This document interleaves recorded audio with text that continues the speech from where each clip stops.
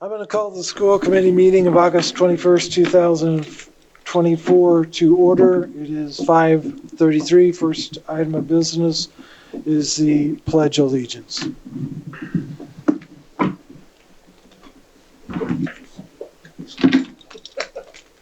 Pledge allegiance to the flag of the United States of America and to the republic for which it stands, one nation, under God, indivisible, with liberty and justice for all.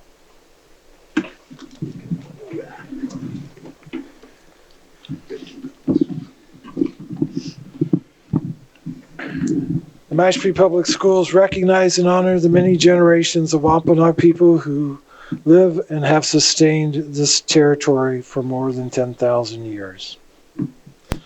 First item of business is to ratify the agenda. Do I have any? Well, first, do I have a motion to ratify the agenda? Mr. Chair, I'll make a motion to ratify the agenda of August 21st, 2024. Motion by Kelly. Do I have a second? Second. A second by Brian. Any discussion, any changes? I don't see on here, unless it's on the back. Never mind, it's on the back.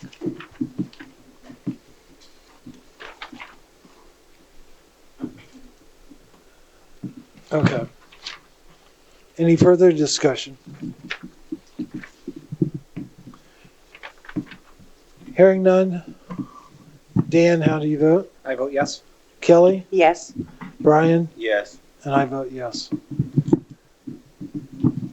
All right. Motion's approved.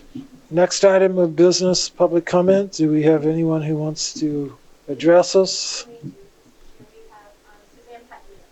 Ms. Pettengill.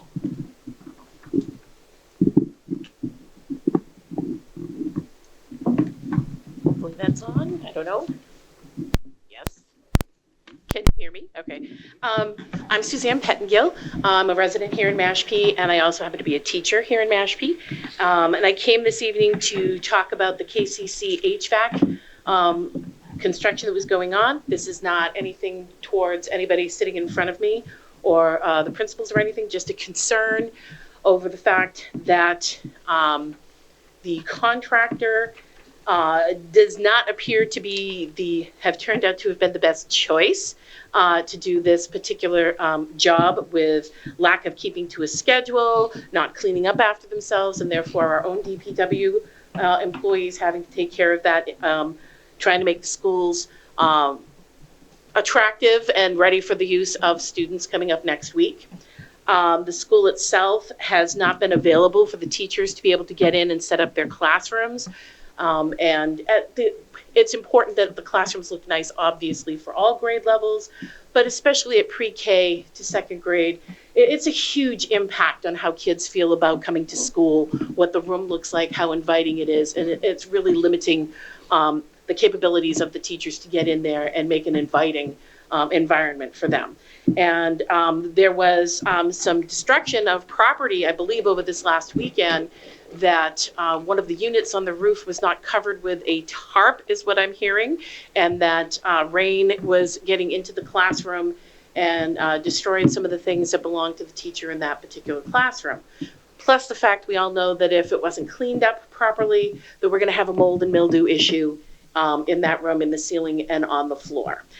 So basically I had come here with kind of a little bit of an indictment on the contractor. I am sort of hearing, after I put this together, that we don't need to worry about that particular group going forward for this school or Mashpee Middle High School, if that is correct, which is what I was going to ask. Let's make sure that they're not hired again if we're going to continue with this project, which I guess we're going to be spending this year looking into that. And I'm assuming, therefore, I don't have to ask that they are not lined up for any work in town as well. That's another reason I'm here, that contractor, it is known that they're not reliable. And at some point, if there was any recourse that the teacher could take in having being compensated for the loss or damage of potentially any personal items that were in the classroom. I'm sure that could happen, but that is just something that I wanted to make the school committee and everybody aware that we may ask for this person to kind of tally up what may have been destroyed. So it was just basically a comment on this, and must be very, very difficult for all of you sitting there to know that this is what has been dragging out all summer long, and for Principal O'Brien as well for not being able to get into her class. Thank you. All right, thank you. Thank you. Thank you. We do have a HVAC update on the agenda later on that may cover some of those items. Thank you. Next item of business, I'll turn it over to the interim superintendent in regard to the Mashpee administrative team. Yes, we have several people to introduce. I was a little worried that Christine had lost her way, but she found us. So first we'll start with our interim special education director. Christine Brown has been chosen for that, stepping up from her school psychologist team chair role into that. We are, and I do feel that that is an excellent choice. Don't let it go to your head, Ms. Brown. Is an excellent choice. Also with us tonight, we have our new high school principal, Ms. Bonnie Brady. And Scott Markarian is not with us tonight, but he is our dean of students for grades 7 through 9. Assistant principal, 7 to 9. It says on here, dean of students. We got to update that. So he is new. Both have hit the ground running and quickly become effective members of our team, which is a close, tight-knit group that has welcomed me as well. So those are our new members. We still have the past members of our administrative team, and we're gelling quite well. Thank you. Yeah. All right. Well, welcome to Mashpee and to your new roles, and we look forward to working with each and every one of you as we go forward here in FY25. So thank you and welcome. All right. Next item of business, we got minutes from July 1st and also from August 7th in front of you. Mr. Chair, I move we approve the meeting minutes as presented from July 1st, 2024. I'll second. Okay, motion by Brian, second by Kelly. Any changes or concerns?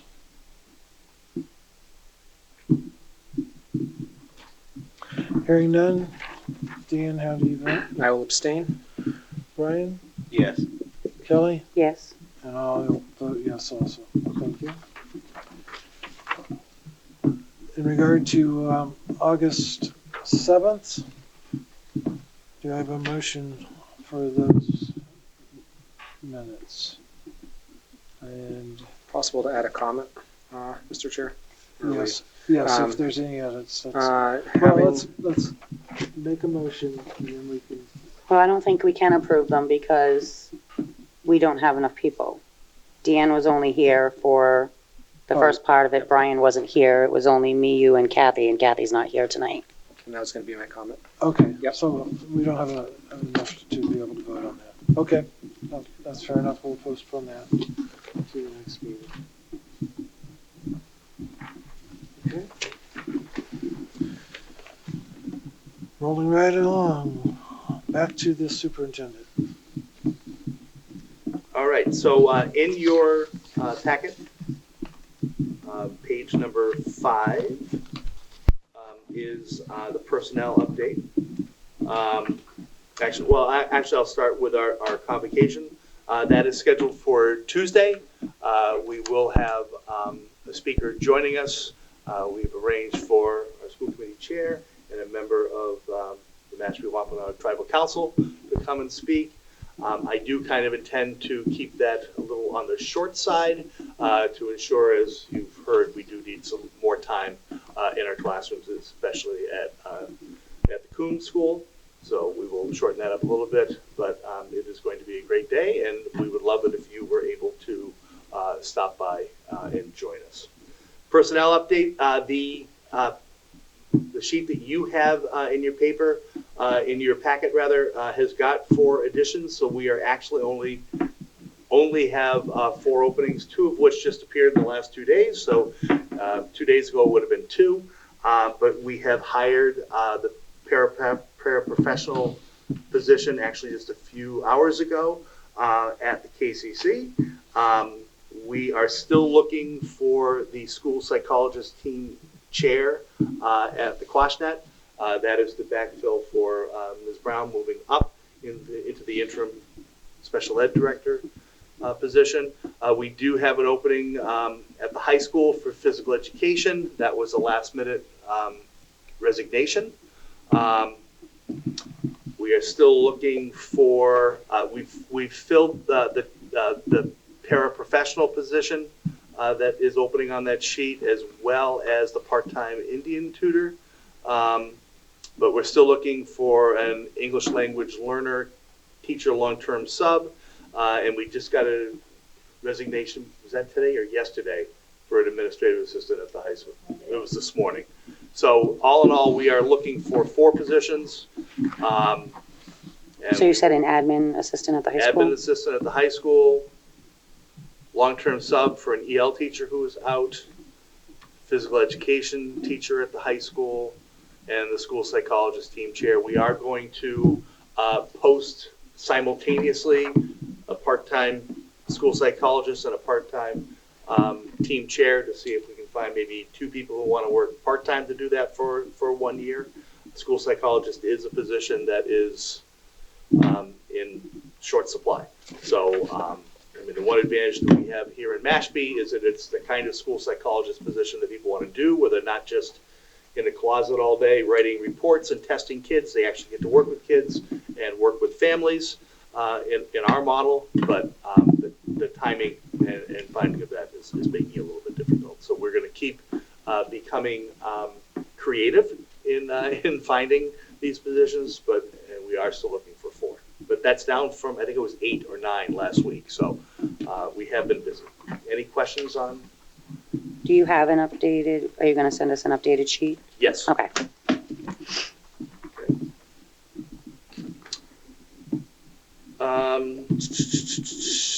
School choice update. Yes. All right, school out. That's on page 7. You can see that we still, we do have some seats open, a total of 8. 1 at grade 1, 1 at grade 4, 2 at grade 5, 2 at grade 6, and 2 at grade 9. So.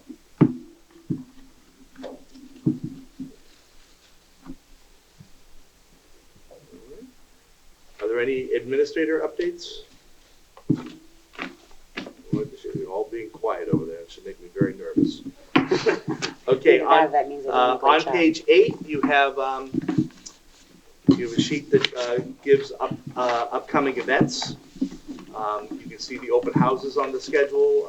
Those are in yellow. First day of school for students is, of course, Wednesday the 28th, except for pre-K and K that will have an orientation on Wednesday the 28th, and they will come in person on the 29th. And just as a reminder, everyone out there, the 30th, the schools will be closed. Okay? Any questions on the upcoming events? Quick question for the convocation timeline. Is that at 8 o'clock, or can you refresh? We will start formally at 8:30. So we'll come together, we'll break bread together and then come together at 8:30. Okay. And that's on Tuesday. That's on Tuesday, and that will be at the high school in the auditorium. So that coffee hour starts at 8 o'clock? Yep. Okay. I think that is the question you were asking. Yep. Thank you.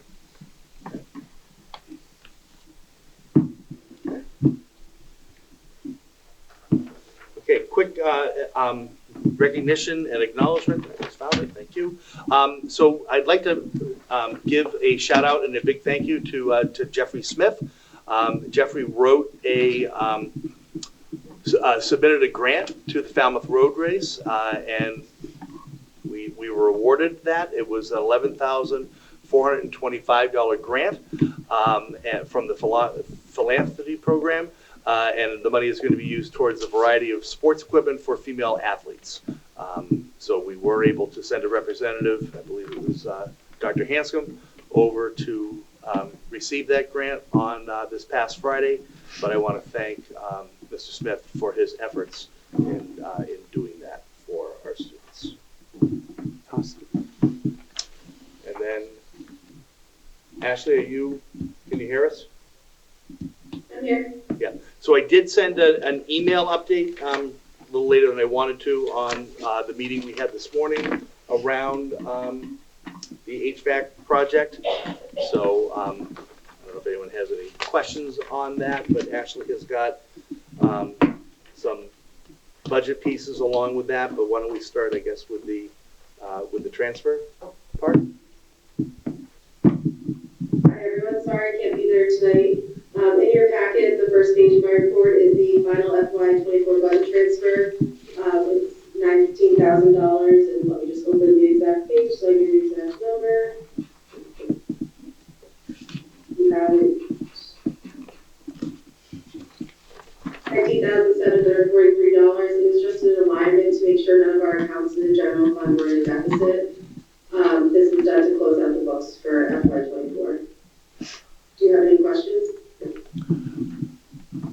So after all of these transfers, what are we turning back, if any, to the town? The final turn back to the town of Mashpee will be $20,899.94.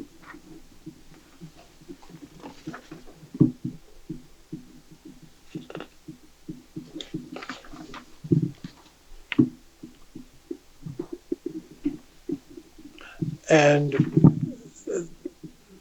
okay.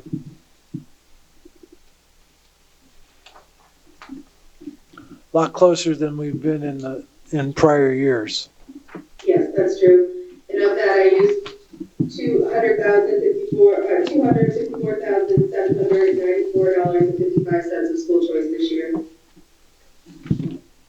I guess that was the question that I was about to ask, was how much school choice? Because in prior years we turned back and we didn't use school choice. Correct. So what was in your, just off the top, the big driver of why we had to dip so much into school choice this year versus in prior years?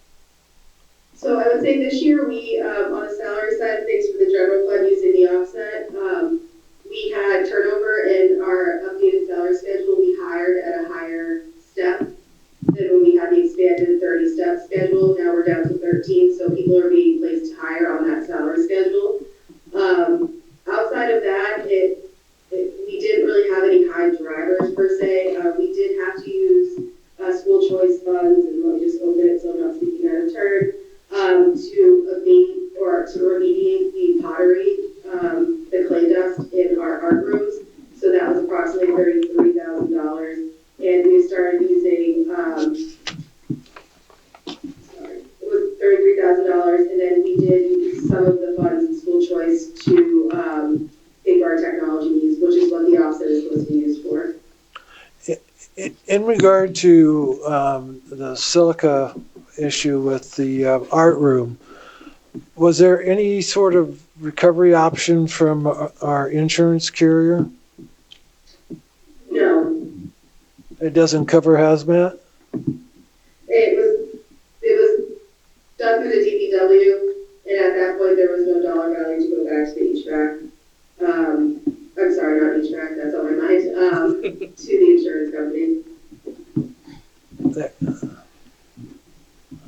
There's, I'm confused. There was no dollar amount to go back to them with? There was not a dollar amount acquired of the items that were lost. We threw away paper and mostly things that were consumables that were replaced. We had not gone to insurance with it. The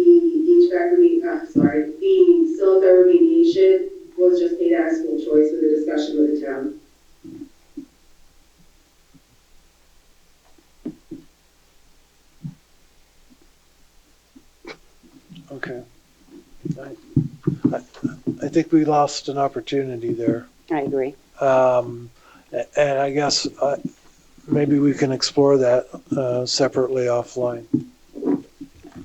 But I guess we don't have to worry about that being an ongoing concern, though. Seems like the 33,000 obviously was a large hit, but not something that we have to worry about anticipating for future years. Right, but if I see there where was you're a coming from. Yeah. recovery option, Yes. yeah, I would like to maintain as much money in our school piggy bank as possible for the future contingencies and issues that may arise. And, you know, we pay for insurance for a reason. Not utilizing it when that reason occurs, to me, I don't understand unless it falls underneath that we are self-insuring up to a limit, which may be the case.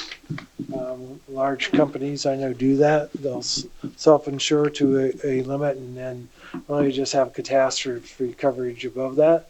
I don't know what we do here, so I think that, Don, I'll follow up with Catherine in Town Hall. okay, thank you. Yep. Any questions on the budget transfer that's been proposed?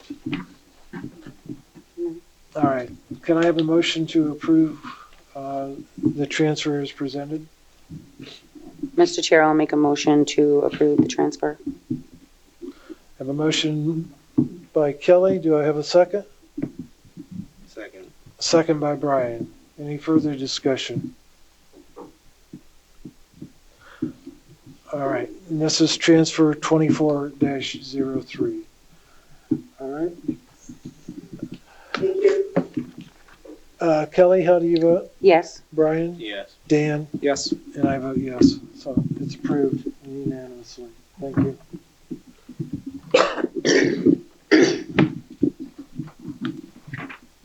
FY25, have we spent all the money already? Not quite yet. In your packet are the updated reports for FY25, the general fund revolving fund, and the use of school choice funds. I did not receive any questions prior to the meeting. Are there any tonight? I think that was my question.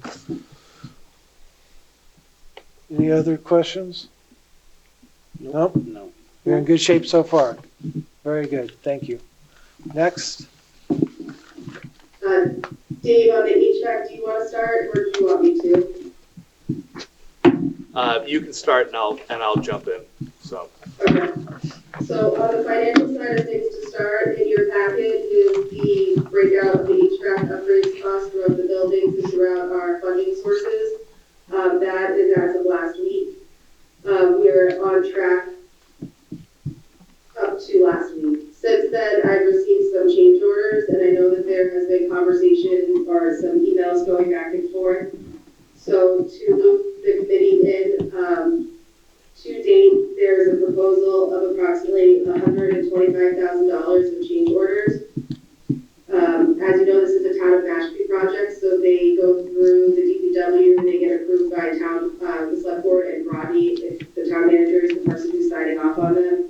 So to date, we've only had 2 change orders that have been approved by the town of Mashpee, totaling $12,618.37. The rest of these change orders have come through as of last week. Of that, there's been work that has been completed for about approximately $43,000, and we have 3 items moving forward for the remaining $70,000 to $75,000 that they would like to complete. So that is adding an additional, again, $125,000 to the project that was initially budgeted. These change orders, which brings us to what's been going on with the project, are related to pre-existing conditions of the building. So during the design review, because the ducts are insulated, it's very hard to determine the issues that are going on in there. And when they started opening up the ductwork and removing the insulation, they found that we had ducts that were not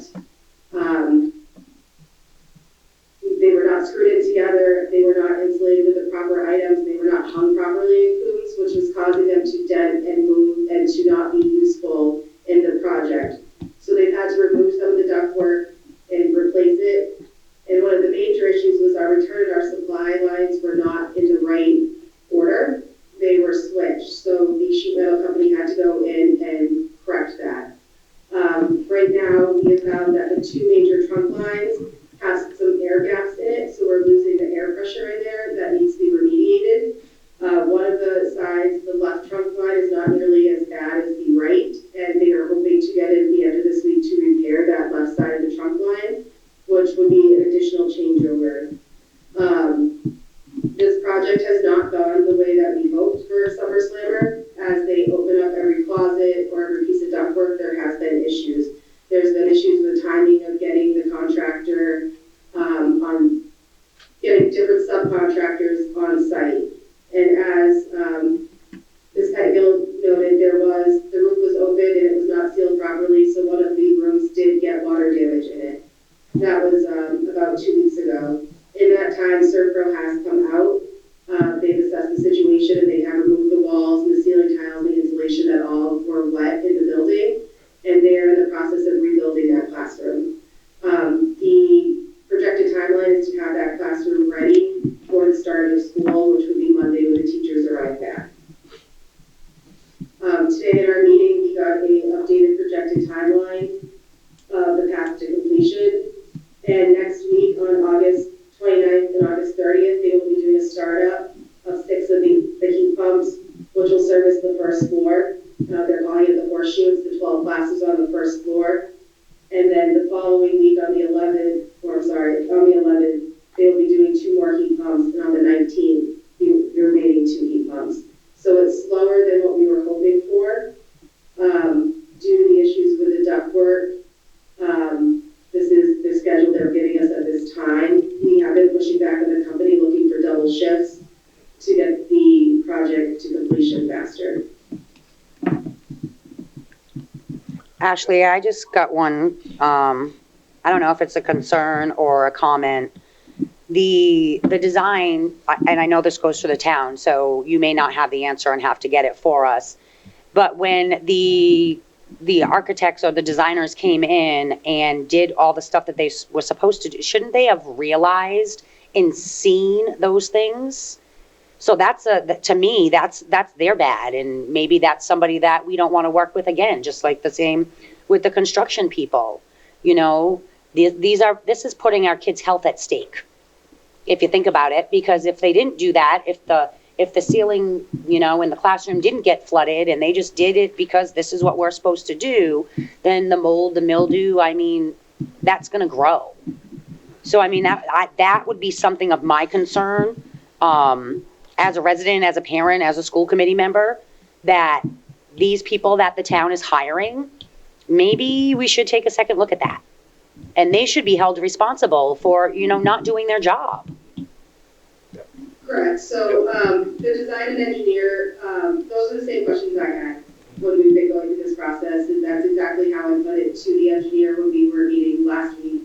I asked, how did this get so far? No one knew that the ductwork was going to be an issue when we opened it up. And, you know, the ductwork is insulated, so you can't always tell by sight until you open it. And that's what happened when they started this project. They actually opened the insulation, you can see the ductwork. They also went on the drawings and the work that was done by the previous contractor. And that's where a lot of this falls, is not necessarily with our current contractor, but the previous contractor who did the work. Which was not done correctly, is what it looks like. I don't have all of the specifics to provide you with that tonight, and I will follow with Catherine on it. But we're fixing past mistakes as we're going through this project, and as we sit in these rooms, we really are having conversations of, we don't want quick fixes just to make this timeline. We want to make sure we're doing the right things for the community, and especially our children and our teachers who are in that building every day. And so fixing the ductwork so it's properly run is important to us. Also, after realizing that there was a water damage issue, we pushed very hard to get everything replaced that got wet, which they would have done with Servpro because they were doing a report on it. So they are in that process. You know, the walls are down in the teacher's room right now. They're being replaced. They were looked at by a third party to determine how much water and the moisture readings. So that was done and is being completed throughout the weekend. Okay. One more question. do we have a plan in place in case this classroom, do we have a plan in place in case this classroom is not ready for the teacher and the students to come in on Wednesday of next week? Yeah, so so my day started this morning with a wonderful walk around KCC with Principal O'Brien, because we both wanted to see where exactly we were before we sat with the contractors and the subcontractors. We've designed a schedule with them so that we are ready, and part of that is having that classroom ready. They are planning, I think, to take down some of the walls are down. There's one more wall to take down, and they are going to have that up and ready to go. So they have to get the drywall up. They have it taped. It has to dry. Then they have to paint it. So, but there is a schedule to do that, to have that ready before they come in. So today's meeting, if you want to jump in, Mary Kate, but today's meeting was about two administrators being pretty much exasperated and rather forceful on, that school starts Monday and not Wednesday, and how are we going to do this? This is and I fully agree that these are not particularly folks that have done well by us, and we should look to bring them in again. I think I said today that I've had, a major $150 million building project that was ahead of schedule and $30 million under budget when I left going into the last year, and two roofing projects that were on time and delivered. This is I've not quite seen this before, but it's a calamity of errors. First is that the work that was done previously with the HVAC system was not done the way it should have been done. The other piece is, and I'm not, a HVAC engineer, but it seems like some opportunities were missed to find out at least some of those. There are some things, the heat exchange vents in the attic, that maybe those were difficult to find, but there are some other instances where things should have been done better. Plans, so subcontractors and contractors bid on a plan that an engineer puts together. I'm not convinced that those original plans were of the quality that allowed for that to happen at a rate that it should have happened. And then you have delays in delivery of materials, which is impacting construction all over the place. The latest of which is that the air conditioning units from Trane have come back with a different electrical setup than what was drawn in the plans. So now we're having to bring back an electrician to redo all of that piece, and then that slows down filling the pipes and testing it so that the AC will not be on most of it. A large portion of it will be ready after Labor Day, and there will be another piece that we're going to have to piece together through September. And again, these are things we want to make sure are done well and done right, so we're not at this point ever again. So, the main purpose of our meeting today, and Mary Kate, feel free to jump in here, but our meeting today was to ensure that teachers were going to be able to come in and get into their classrooms on Monday. We are going to shorten our schedule to maximize that time on Monday and Tuesday as much as possible. And there are probably people who will attest to my displeasure, because this was supposed to be finished last Friday.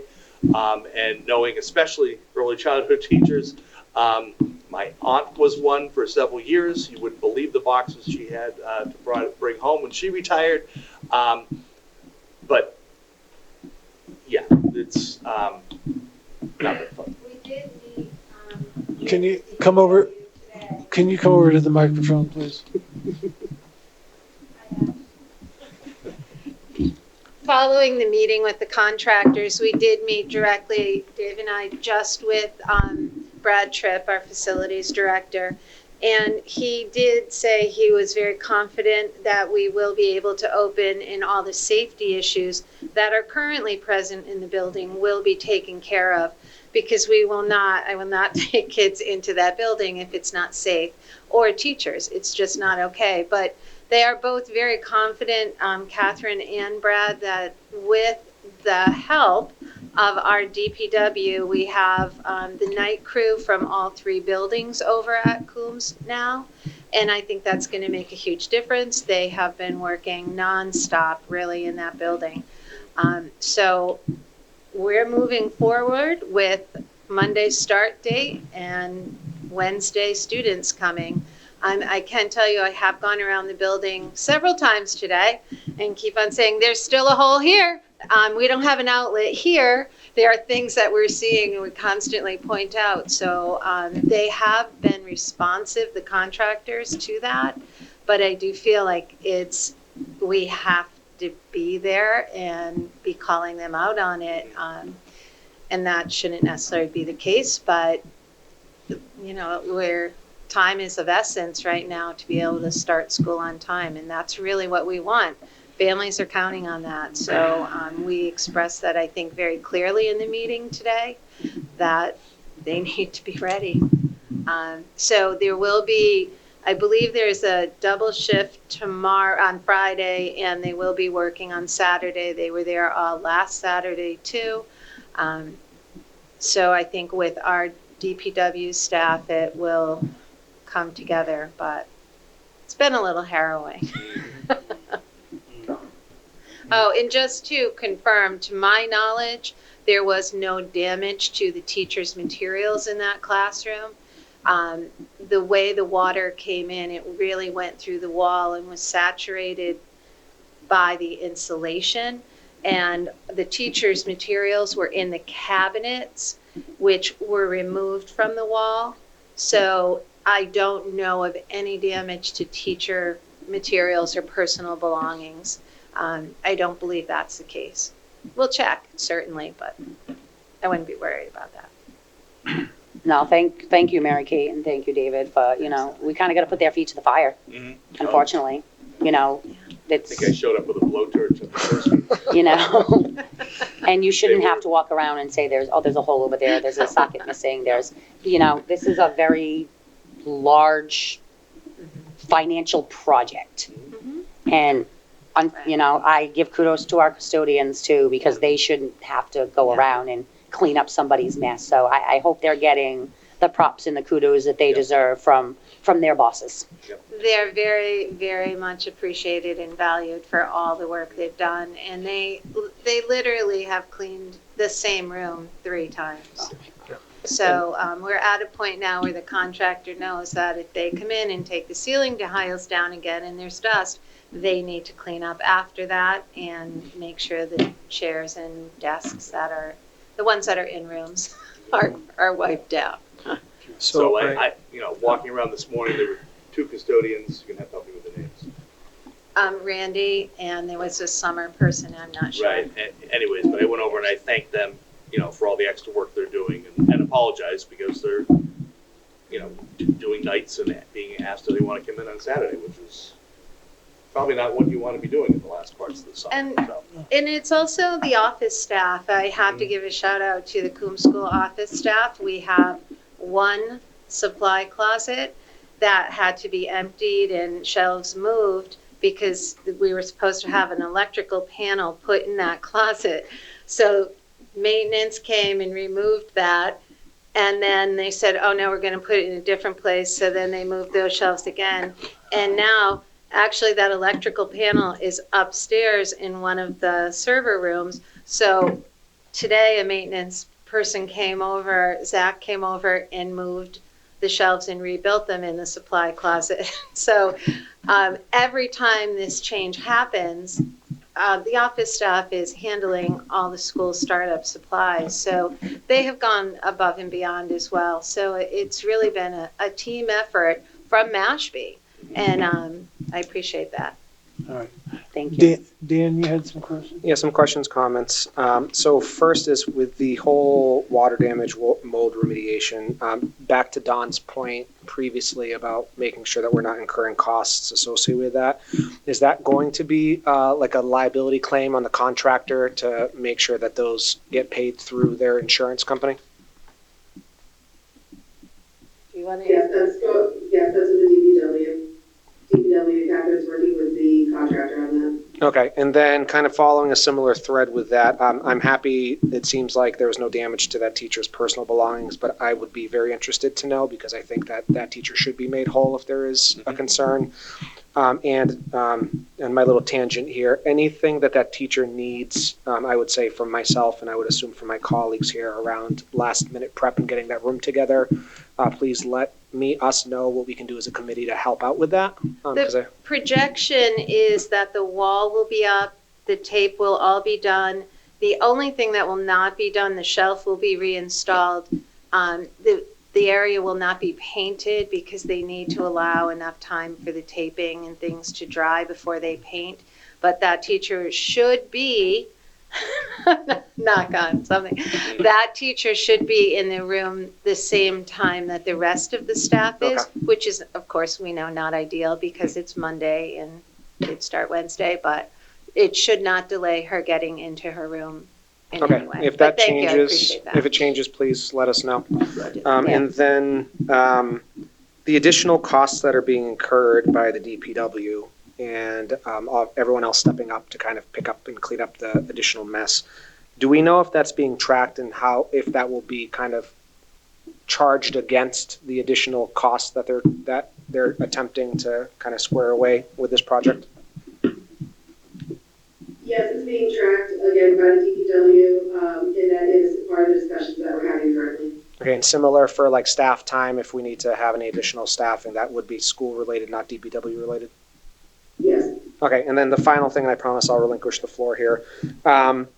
I know that we're taking our time on our end with trying to get these fixes done in a meaningful way, and yet, just because the time's being afforded doesn't mean that the quality is per se exactly where we may anticipate it being. Obviously, we saw that with the previous contracted work that happened many, many moons ago.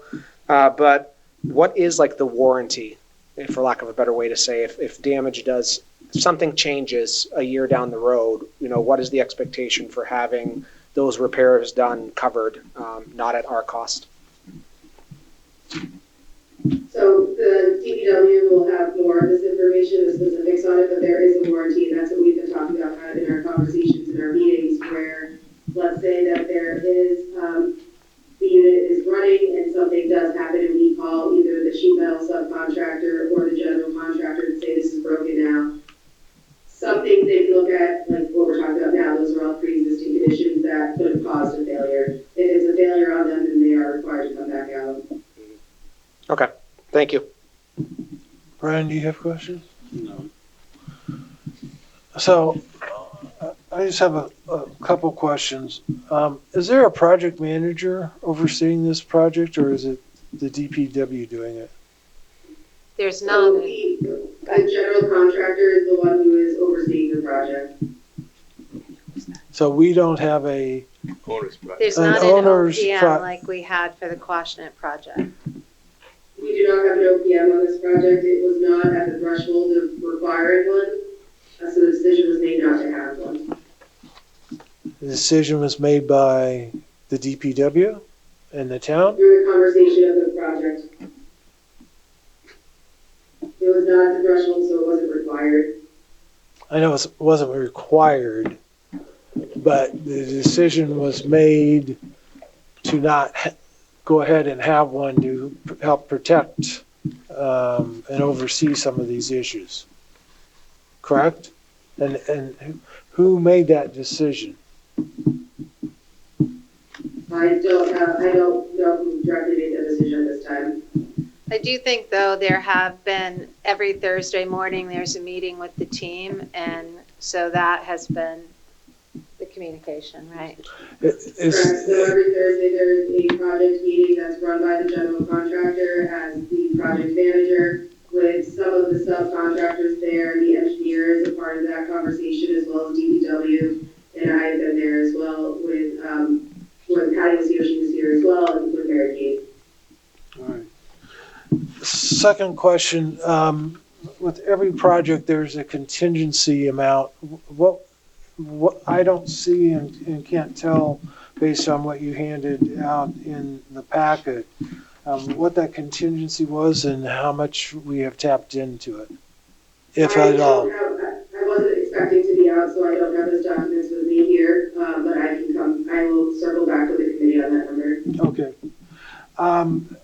And similarly, when I look at this handout, there's a section here, cost breakdown per building. Can you explain what that is? I'm sorry, I didn't hear you, John. In the worksheet, can you hear me now? A little bit better, yeah. Any closer and I'm going to swallow this thing. In the handout that you provided, at the very bottom, there is a section that says cost breakdown per building. And it has KCC, Quashnet, and the high school. It totals $2 million and change. What is that? Is that all three projects together? Yeah, so this is all of the projects, it's not just the one. Primarily the one for KCC design and construction is obviously the KCC project, which was primarily paid out of the ESSER 3 funding, and it was spilling over into school choice. So is the $1,650,000 the school choice funds? No, it's a combination of the ESSER 3 and school choice, so if you look at the breakout, you can see in the description, all the ones that say KCC, those are the costs associated with design or construction. Because I guess I'm totally confused then, because I start at the very top.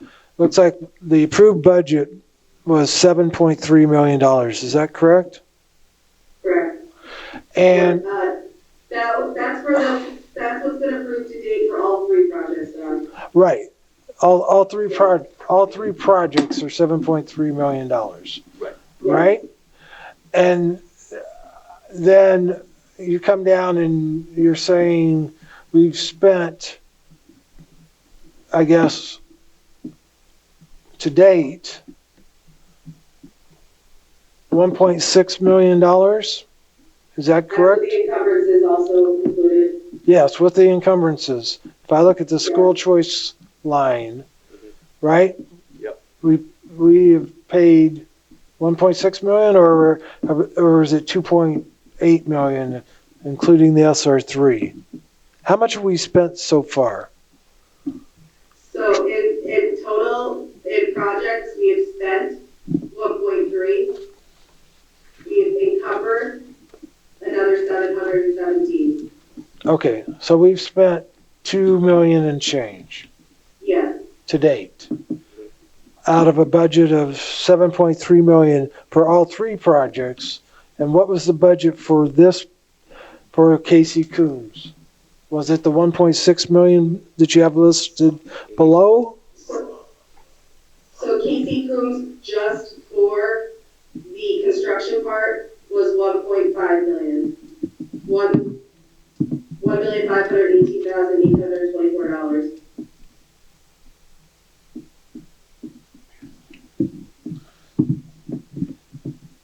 Okay. And so we're already 100,000 plus over budget, correct? So there's two things going on in this, Don, and I'm sorry that I'm not there to walk you through it, but there's also the design cost that was not a part of the 1.5 million. That was a separate contract that we had awarded earlier in this process last year.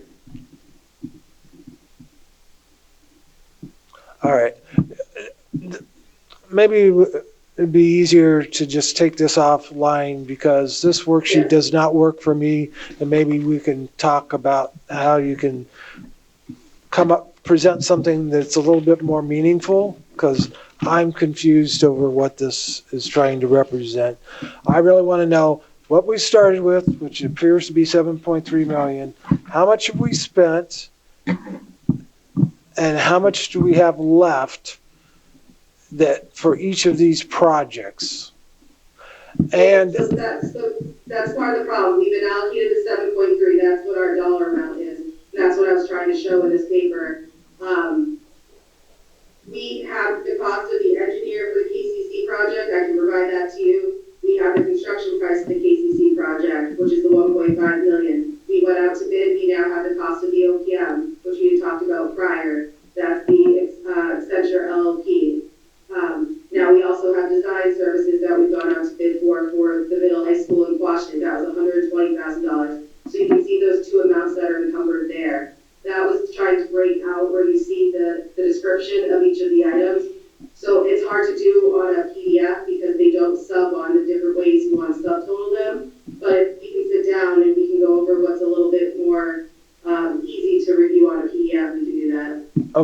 I would appreciate that, because ultimately, I hear these change orders. What I don't know is in every project there is a contingency amount, usually 10%, and I don't know. Does that cover the change orders that are proposed, or has that already been exhausted? I can't tell, and maybe if we can provide that information to the committee at the next meeting, that would be appreciated. Okay? Yes, I will also set it before the next meeting, because it's a timely item as this project's underway. That's been one of the hard things about this project. Again, like I mentioned in the beginning, this information on these changes just came to me last week, and that's why I've been able to provide this information prior to that. So I will sort it out just as the KCC project, so we can see where that contingency is and where the overruns are and where the additional funding will need to come from. All right, I appreciate that. I know you guys are doing a Herculean effort here, and you're trying to act on moment's notice for changing information, changing situations. So I don't want to take anything away from all the hard work that you and everyone else is putting into this project. I think from my perspective, and I think from the committee's perspective, we are looking forward to getting this done. Was hoping that this would be done and before school started, and I hope that this is not indicative of what we can expect with the other two projects that we want to take on here in the future, and or maybe this is just a learning experience, and we'll know more going for those two projects. Last question I have is, so last time when we did all this when major work, I guess, was done there at Casey Coombs, wasn't done properly. What assurance do we have that the work is being done properly this time? I think, a little bit of knowledge is power, so we know what we're looking for or what discussions we're having. They're also going to be doing the startup next week, and that's going to provide us a lot of information, and then also the inspection of the services for both the manufacturer and the town of Mashpee. Okay, so the town of Mashpee, the building inspector is going to be inspecting the work that was done by the contractor to ensure that the work was done properly this time? Yes, that was my understanding from the meeting today. They were lining up the inspection process, as well as, again, the manufacturer of the HVAC systems train will be coming down to do a site test next week. Okay. Thank you. Any other questions? Ashley, do you know, and if you don't, could you get the information for me? Can you see if there's been a duct test report done on the Coombs School? Because I'd personally like to see that and see what those numbers are, because you can tell a lot just from that.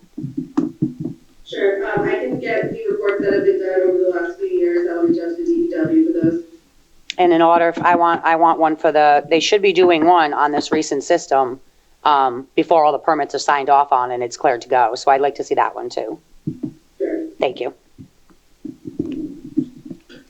All right. Thank you, Mary Kate. Can we move on then to, unless there's other questions, move on to, I had asked Ashley to provide us with an update in regard to the lunch program and also in regard to transportation. So, floor is back to you. So I was going to have handouts, but I think it's more of a conversation piece. So food service, I'm happy to report that they were in the black last year, and they had increased participation throughout all three buildings. Currently, we are now a community eligibility provision school, which means that all schools in our school district, regardless of income level, are eligible to receive breakfast and lunch at no charge each day, which is the universal lunches. However, one step further, no one has to fill out any free or reduced lunches anymore. Everyone's going to be at that free lunch reimbursement rate. The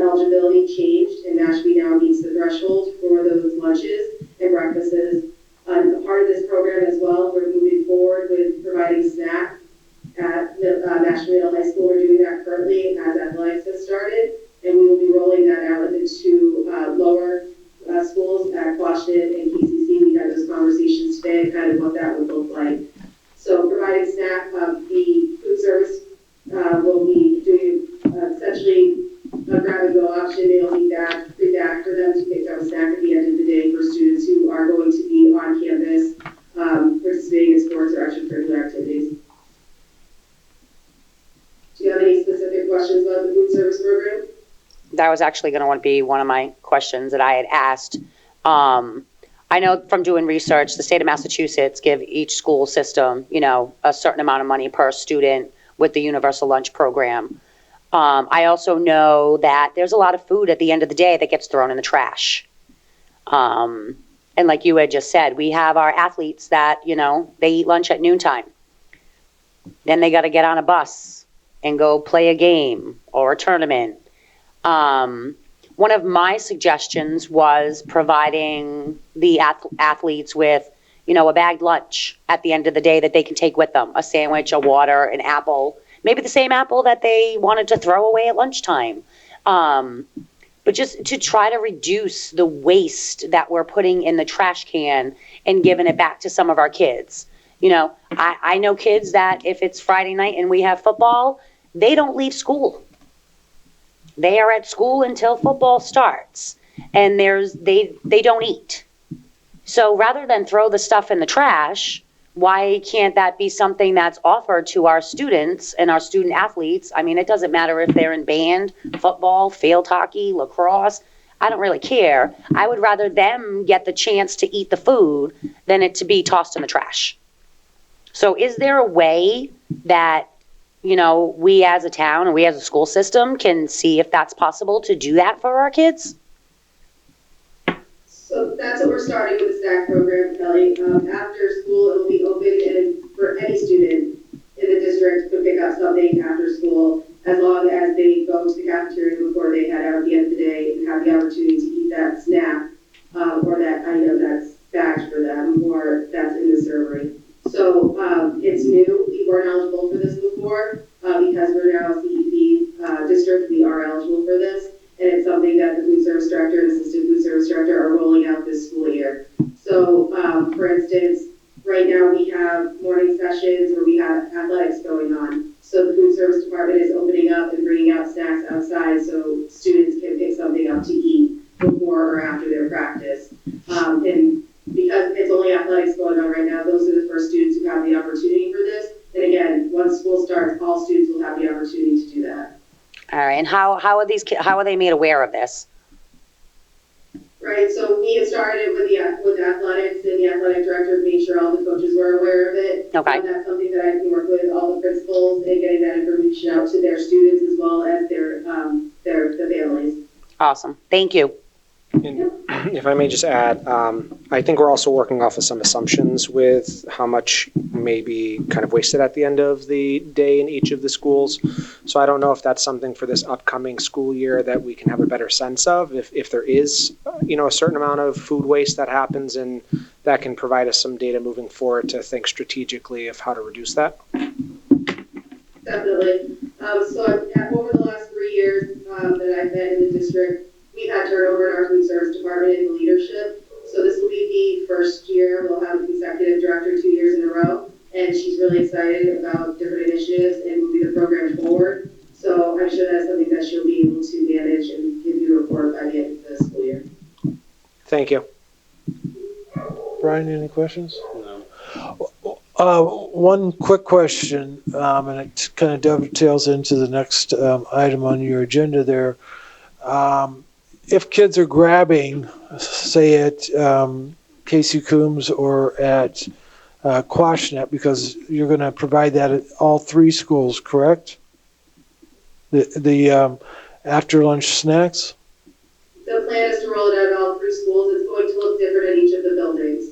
Okay, so how will that work for kids who ride the bus? Because I believe right now we don't let them eat on the bus. Right, this is not primarily for a take home. This is is for students who are going to be on the campuses after school. So we would be, right now, as we begin this rollout, looking to the after-school activities that are going on, that those kids can have something while they're there. Right, but you're not particularly prohibiting it. I thought you said it was available for all students, regardless All of... students who are staying on the campus after school.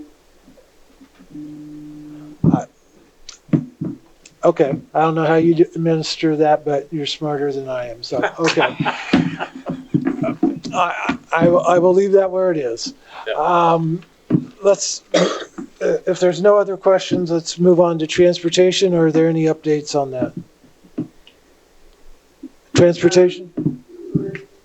So we are starting our school year on Wednesday. We have our back to school meeting with our bus drivers and our monitors tomorrow.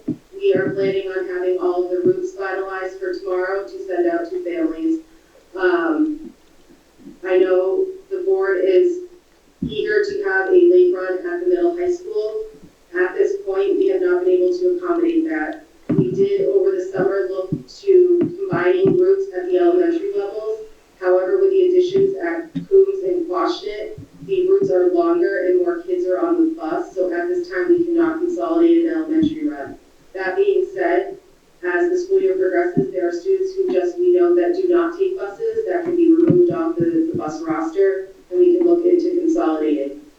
At this time, we are going to be fully staffed, but we have had drivers leave over the summer from our school district, and so we are looking to make sure that we can accommodate all the runs before we go into the late runs. Right now, the plan is to still have it at Quashnet and at Coombs, but I do not have a solution at this moment for the middle high school.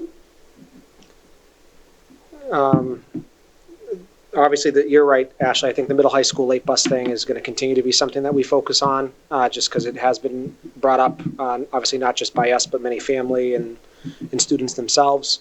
I just want to kind of shift a little bit. I think efficacy of the not routes per se, but I'm thinking of the Quash to KCC timeline of how long it takes for the buses to go from one school to the other also continue to impact some of these things. So is there any way besides creating this imaginary road that exists, between the two schools that aren't, open to the general public? Is there an opportunity to pilot an approach where there can be prioritization for those buses to get through that log jam, maybe for a week or two, to see if we can create a safe alternative to what's happening now? Because I think that will definitely positively impact the duration of how long students are staying on these buses. Yes, and we agree with that. We're looking at different ways. We did have the state come in to evaluate kind of our arrival and dismissal. They, just because of the way Old Barnstable is, did not have any written solutions for us, but we're still working on it. I will talk again to the bus company to see if they have any suggestions on how to do it. One of the major issues that we have is our parents are picking up the students, but they're coming so early, and they're parking, especially at KC Coombs and Quashnet, all around the parking lot and out, so it makes it very difficult for our buses to get in and out of Old Barnstable. So teaming with the bus company, our administration, as well as the police department, we need to figure out a way to get those buses moving a little bit better. And again, I know Mary Kate. Go ahead. Hop over really quickly. This year there is a difference with that buses, especially at dismissal time and the time the students are waiting. Only kindergarten and up can ride a bus, and last year we had 75 students in our pre-K program, and they were dismissed at exactly the same time. And so 75 parents had to come through that line and pick those students up at the same time all of the other students were being dismissed. We looked at the process. We also looked at the preschool program. We used all the data we had in school to try to make the best decision for students. We saw the nurse visits for preschool students increased dramatically from 2 o'clock on. We saw our behavior data increased significantly with preschool as well after like that 2:30 mark. And there was a lot to support that these kids are exhausted at the end of the day. So we did change the dismissal time for our 4-year-old pre-K program. Being dismissed at 2:45 will get those parents, those 75 cars, out of that line. That's pretty significant, and I really hope that that's going to make a difference with the amount of time that our Quashnet kids have to sit there, because it isn't good for them. And we need to look at all of our students, all of our kids. It's not just, my heart breaks for my former kids sitting on those buses. But I do think we have a good solution, and it's best for kids, it's best for parents, really, to have that dismissal at a lower time at 2:45. Right. I'm really excited to see how that shifts things up. Also, I'm just going to be very candid. I'm a transportation nerd, and my previous career was in transportation. So, obviously, being an ally for that, I would also encourage us to think about: is there an opportunity if this reduction in parent pickup doesn't have a major timeline to say, hey, when we know buses are leaving Quashnet, can we pause the pickup line for that minute and just get those buses coming in the out lane and get them into that circle? So then that way we can have it be boom, they're in the circle, they start loading, and then we can get the parent pickup moving again. And we will certainly watch that. We're going to monitor it. I know last year I would go down and pull those cars in and double them up in a double lane to try to get the buses in and really prioritize those buses coming up into that loop. It's always difficult when kindergarten starts initially. And the other thing that makes it really difficult is students have to get into car seats that are in pre-K and K. So one of the things at Quash that was really wonderful is the students could go right out, hop in the car, and off they could go. And it was a very quick transition. But as it goes at Coombs, students take their coat off because the coats are too big to fit in the car seat. So they have to take their coat off. The parents meet them, and then they have to buckle them in. It's a process. So it isn't like here's mom, here's dad, here's grandma, hop in the car. It is a slower process. So that is why I think it was really important. Another reason besides the best for students, but also to look at moving those pre-K kids out at 2:45 is going to also help just making sure that parents have the time. It's not that rushed, but we can get that group out a little bit sooner. And I will say, final point is kudos are due where they're due. You guys were phenomenal over there with both drop off and pickup. I don't know how much more efficient you guys could have been. I think it's just the realities, like you said, of that age group and the number of parents that still pick up their students, even if there are bus options. Yes. So again, not a reflection of, I think, in my viewpoint, anything that you folks are doing or not doing. It's just the realities of having one in, one out. Popsicles in play for kindergarten, that was what we shared. This is so exciting, you can ride the bus. Get on the bus. But I do want to just make one other comment about the building project. I neglected to really acknowledge Ashley and all of the work and time she has put into this project. So Ashley, I really appreciate all the work you personally have done and really to own this project, because it's a huge undertaking. So thank you. Thank you. One more thing, as I've been the parent sitting in the pickup line, at the shop corner on Old Barnstable Road at Quashnet Valley, because God knows why. I believe that our police department should work with us in getting these people out. I think a lot of the congestion on Old Barnstable Road has to do with people trying to take a left onto Great Neck North and people coming around that corner by Stop and Shop doing 70 miles an hour. Now, mind you, they drive like that anyway. But if there was a police officer over there letting us all out, and it's only not even 30 minutes of their time to direct the traffic out to make sure that the buses are safe and the kids are safe. The amount of accidents I've seen at that intersection I don't know how many times that school sign has been taken out by a car, being pushed through it at the end of Old Barnstable and Great Neck North. Maybe speaking with the chief and with the sergeants about, give us 30 minutes of their time. Have them stand out there, direct all the traffic out. That'll get the buses out of there quicker. It'll get the cars out of there quicker. Because there are still a lot of parents, fortunately, unfortunately, that want to pick their kids up. And, we do have the problems at Quashnet, and I'm guilty, sorry, Mr. Switzer, of let's just park in the parking lot and come and get our kid. That's not the best way. And if we can avoid that, and I've looked at it and I've thought about different options, and can we put 2 cars in that lane, one on the right side, one on the left side, get these kids out of here quicker, get those cars off of Old Barnstable Road? Because in reality, it's very dangerous. It's dangerous for the cars. People are going around. The cars pulled over on the right, the cars pulled over on the left. I watched a bus almost get hit in the front one with all the kids on it. It is a lot of congestion for a small road. And unfortunately, this is where both of our elementary schools are. But I feel that if we sit and we talk with the police department and be like, all right, we need your help. Like, we need some type of traffic person over here helping us to get all of this congestion out. I don't think those kids will be sitting on a bus for an hour and 15 minutes every day.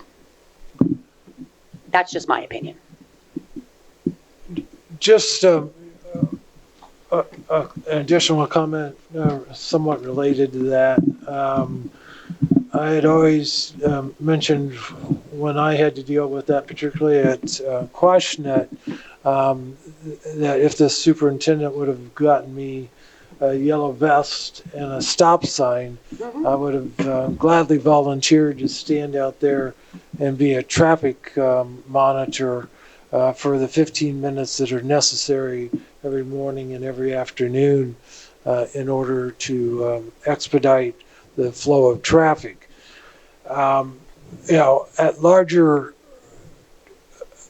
towns, they have, crossing guards and all of that.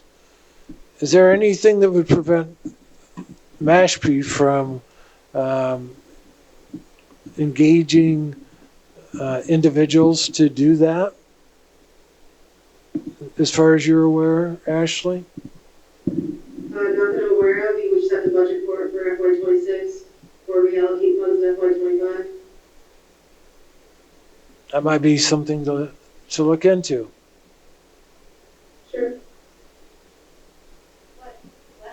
All right, I'll have to share this too.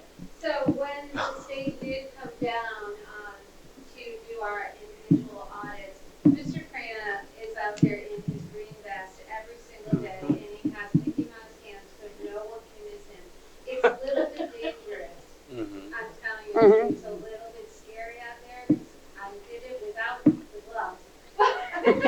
Trying to move those cars, and we asked parents, one of the worst things that happens in it every single day is people are sitting there on their cell phones. So that's the danger, and that's dangerous for our staff and our paraprofessionals who are out there in every kind of weather. We need people off the cell phone, pay attention to the line, and move. Follow the direction of the adults, because it is dangerous. And even with the green vest, which the state really loves those green vests, but He didn't put on his penguin outfit? Well, I will just end this conversation by noting that at the high school in the past, I've seen administrators out directing traffic, and my personal opinion was that they probably had better things that they could have been doing versus directing people to move forward so that the rest of the traffic could do drop off. So, all right, more to come, but it sounds like you're set for next week. Very good. All right, let's, anything else for the finance director? Has she disappeared? Apparently not. Oh, there she is. Anything else? All right, hearing none, thank you, Ashley. I think you're done for tonight. So let's move move on to specifically assigned and unfinished business. So first item is in regard to the bullying prevention and intervention plan. We had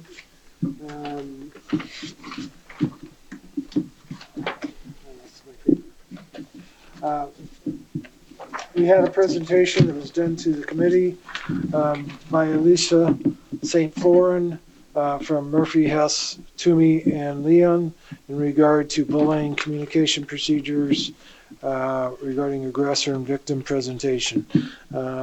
So she did a presentation to this committee at our August 7th meeting. The plan was for her to come back and do a similar presentation on Tuesday, October 1st at the high school from 6 to 8.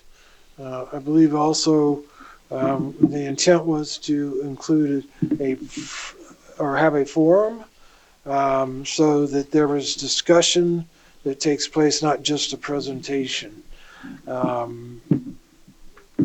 And the question I think this committee needs to think about and address over this in the next meeting, or next two meetings if we have time, or no, next meeting, is what our objective of that forum is going to be, how we're going to design it. Are we going to have someone facilitate the discussion in the process, or are we expecting the attorney to do it? I don't have an answer, so I'm opening it to the floor.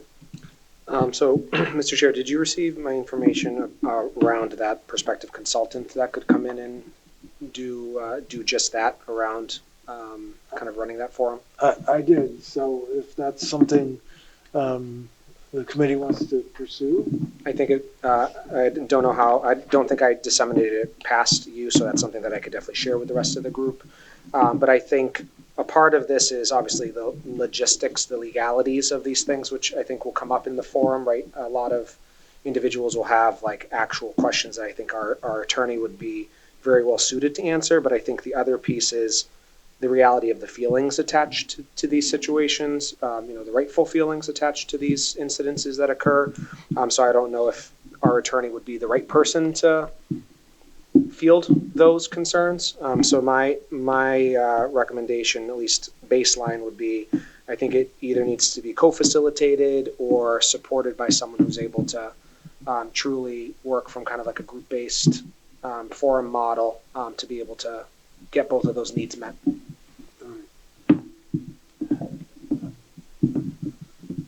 From I guess, generic perspective, just in regard to having a facilitator, is that something that the committee is interested in? Because from my perspective, I do think we need someone who can help lead the discussion and encourage people to participate. I think the attorney shouldn't be the one leading it, but they should be there because there is a lot of legality issues that come about where she can answer those questions better than any of us can. Describing, this is the definition of what bullying is. This is the definition of this, and to try to help people understand like the legalities of it. But I don't think she should be the one that is facilitating the forum. I agree with Dan. Okay. Brian, your thoughts?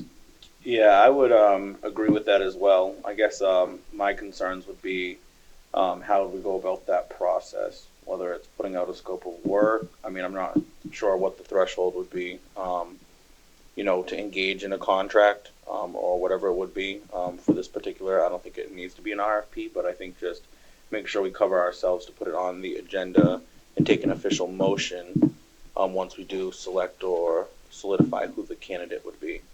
I would just ask that we follow the appropriate policies and procedures.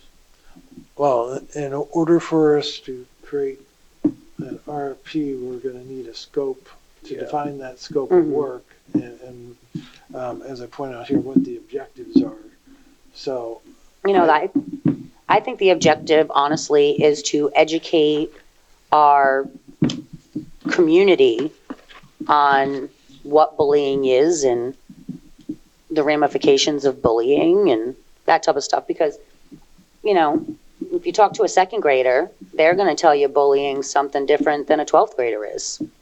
You know, bullying to a second grader is they took my crayons and won't give them back to me. You know, bullying to a 12th grader is probably physical. So we have to have somebody that can be able to, you know, explain these things to people and have the knowledge.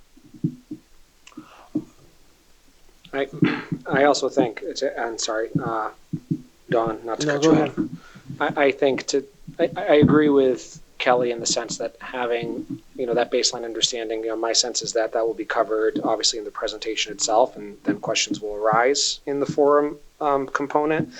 But I think objective wise too is being able to, again, when we had that large group of individuals come in to talk about their concerns, it was around having an opportunity to be heard around what their main points of issue were, right, by someone who could then provide recommendations or feedback to the committee around, are there alternative ways that we can support the schools to support some of these behaviors?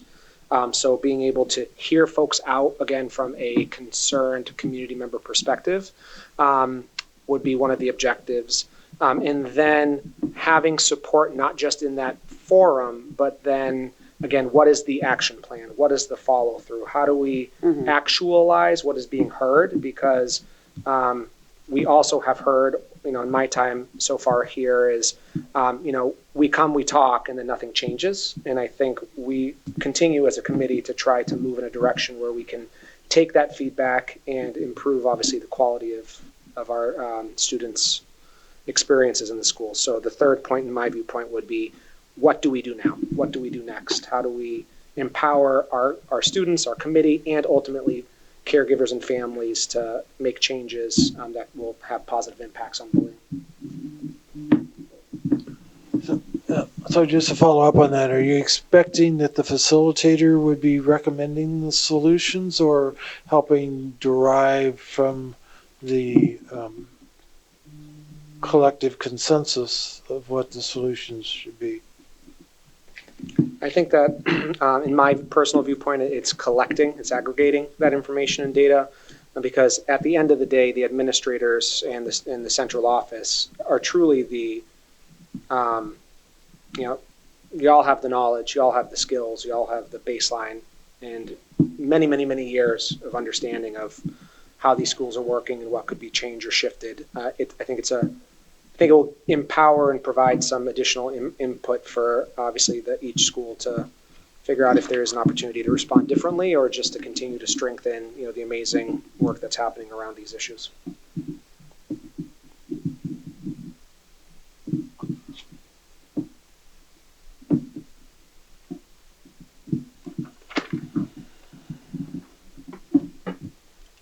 All right, so educating the community, allowing people to be heard, coming up with consensus solutions that can be implemented by the committee.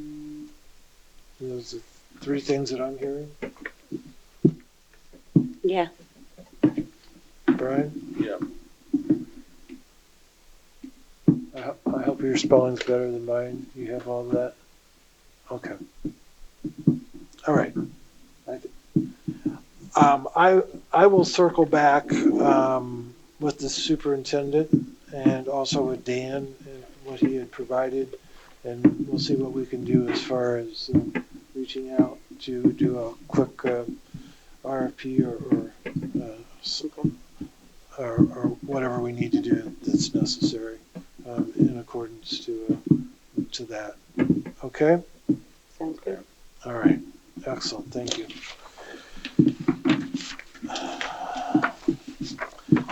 All right, next on the agenda, Mashpee Cures article.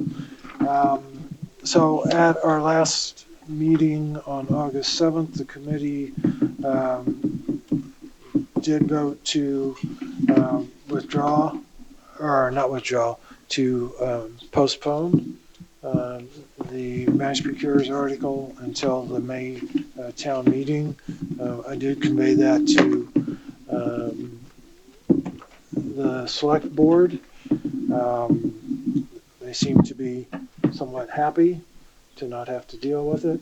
At least at this point, there's still concerns in regard to why we want to, or why we feel that a new committee needs to be formulated when, in most of their beliefs, the existing committee on diversity and inclusion covers what we're asking for. And they're also concerned about the resources that we're requesting that would be assigned to that committee. So that's where we stand with it.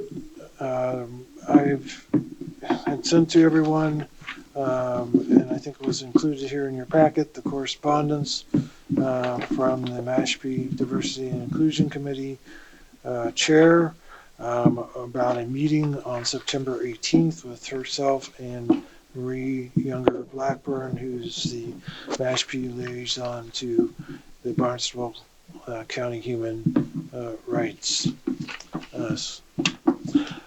Committee. So they will be coming in, obviously wanting to talk about what they feel that their committees are offering and doing.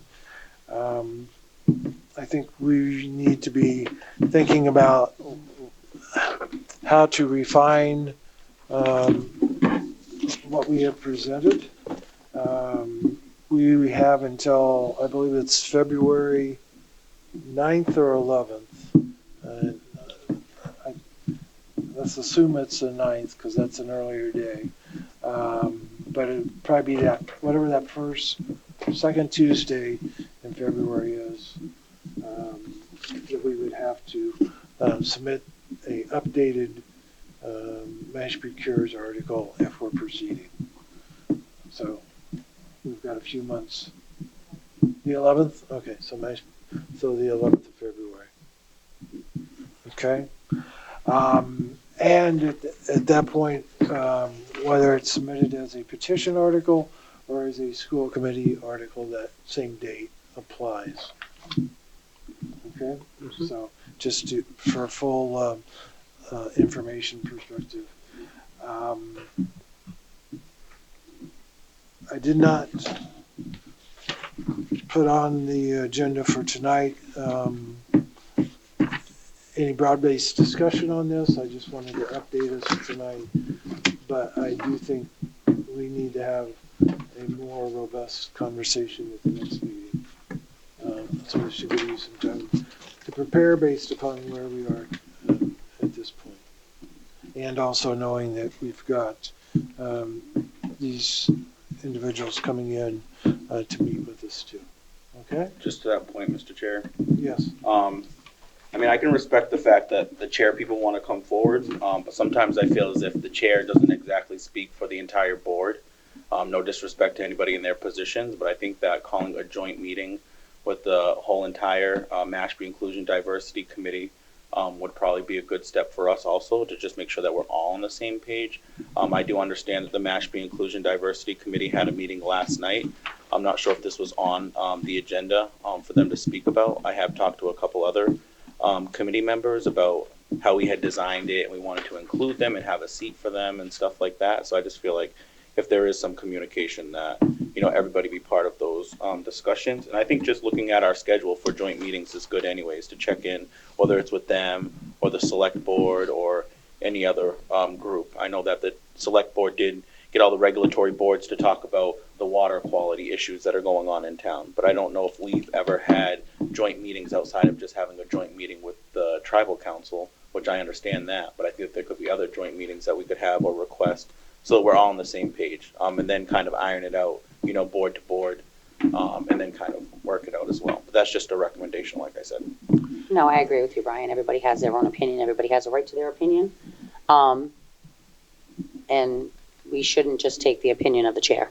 It should be, if there's 9 voting members of the DEI committee, then all 9 members should be able to come and voice their opinion.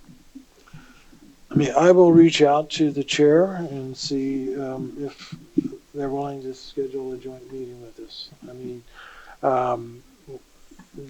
the school committee has in the past had a joint meeting with the select board. I had offered for us to have a joint meeting with the select board in regard to this article. They declined. Really? Yes.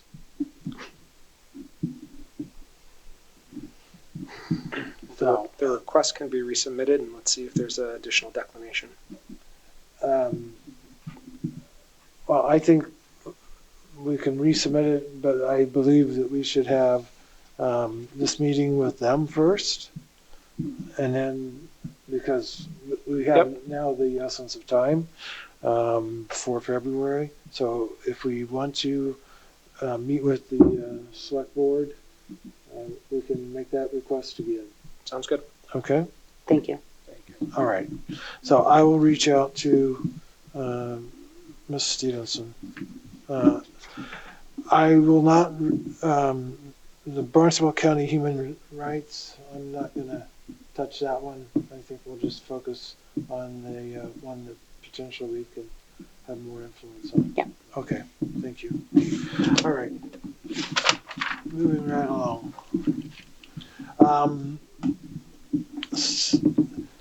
Self-evaluation. Out of that, and it should have been in the minutes, and I'm going to just have to refer back here to them. We talked about having the policy committee, the curriculum committee, efficiency and effectiveness work group getting together. There were some items that we wanted them to look at, and I'm just seeing here if we captured that in the notes. We did not. So I will have to look back at my notes, and for the others who are attending, if you can look back at your notes to make sure that these 3 committees know the particulars of what we had discussed, so that you have some guidance on what we want you to be looking at. And I apologize for not having a copy of those in front of me.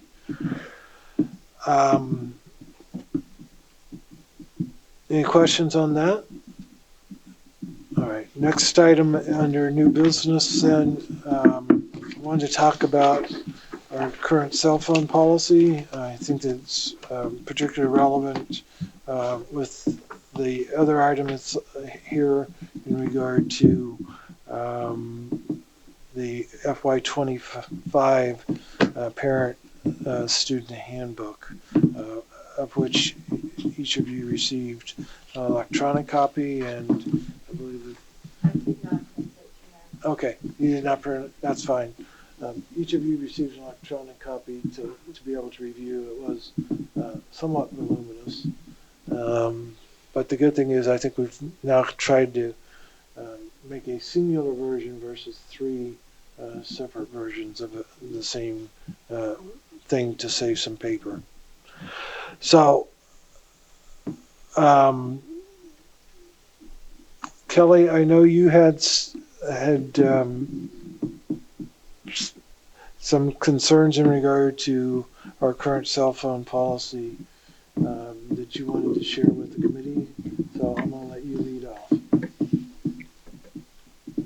I honestly believe that cell phones at school are detrimental to students' learning. They're more focused on Snapchat, Twitter, Facebook, whatever forum they are on, and they are not giving the person standing in front of them their full attention to actually learn to their capacity. With that being said, in the past week, I believe, 2 different school systems very close to us in Massachusetts have implemented new cell phone policies. I know it's not going to be easy. I know we're going to get pushback about it, But the policy that we have in place right now is okay if it worked. Unfortunately, it's not. They're still doing stuff they're not supposed to be doing and not following the rules that were put in place. So the town of Sandwich actually last week approved an updated policy that is prohibiting cell phone use during school hours. And it's not just cell phones, it's all electronic personal devices. It's cell phones, cameras, smart watches, personal laptops, iPads, earbuds. And they're putting a system in place where, you know, as the students are coming into the classroom, there is a pouch that's on the wall, and each kid takes their cell phone and puts it in the pouch. I did reach out to Ashley to ask her, you know, budget-wise, would that be something that we as Mashpee would be able to do? And I'm sure it's, like I said, there's gonna be pushback. I know there is. But after what happened last year and what has happened in the past, I do believe that the students having cell phones is really tying the teachers' hands of what they can do and how much they can teach them. They get, you know, school Chromebooks. That should be the only electronic device that they are allowed to use during the school day. The high school is probably the most pertinent to that. I don't know about Quashnet and how many kids at Quashnet, because to be honest with you, my child is 11 years old and he does not have a cell phone. And he will not get one anytime soon. I see what it does to the older kids and how focused they really are like this. And their social well-being is at stake. They're not communicating with their peers. They're watching TikTok videos about a cat drinking milk. So I really feel strongly about this, and I'm hoping that the rest of the committee feels the same. Like I said, the high school would probably be the pilot program for it. And, you know, Bonnie, I know it's going to be tough for you and your administration over there and the teachers, but I think after we get over the hump of it, it'll just be more, you know, just like them going and getting them breakfast. It's not going to be easy, but I really do think that the cell phone uses that the kids have, it's detrimental to their learning. And that's what it comes down to. I do have the article from Sandwich that was in the paper, if you guys want to read it. And it does clearly, you know, clearly writes out what it says. Each classroom will have a hanging storage system with numbered pockets to put their phone in during each class. There are exceptions for kids that need their phone for translation and any type of medical reason. The first time that it happens, the teacher would ask the student to take the cell phone to the main office and leave it there. The parent or guardian will be notified and the student can pick up the phone at the end of the school day. The second offense would trigger a conference call with school administration, the student, and the parents, and the students would receive a 1-hour-long detention. For the third offense, the parent or the guardian of the student will be invited to the school for a meeting with the administration and to collect the device, and the student will be issued a 2-hour detention. You know, and then there's the complexity of the after-school piece, athletics, that type of stuff, you know, parents picking it up. We're only talking about the school day. So from the minute you walk through that door to start school to the minute that the bell rings at the end of the day before you go off to your after-school programs, those phones should be off and they should not be turned on. Somebody had mentioned to me the other day something about, oh, can't you put a scrambler system in the school? I don't know what a scrambler system is for cell phones, and I don't know how much that costs, but I'm sure it's pretty expensive. I think the hanging things that you can hang on the wall are $9.99. Like I said, I know we are going to have pushback. The parents are gonna push back, the kids are gonna push back. But if we all stick together and work as a team and put our foot down, I think by Christmas break, we'd be good.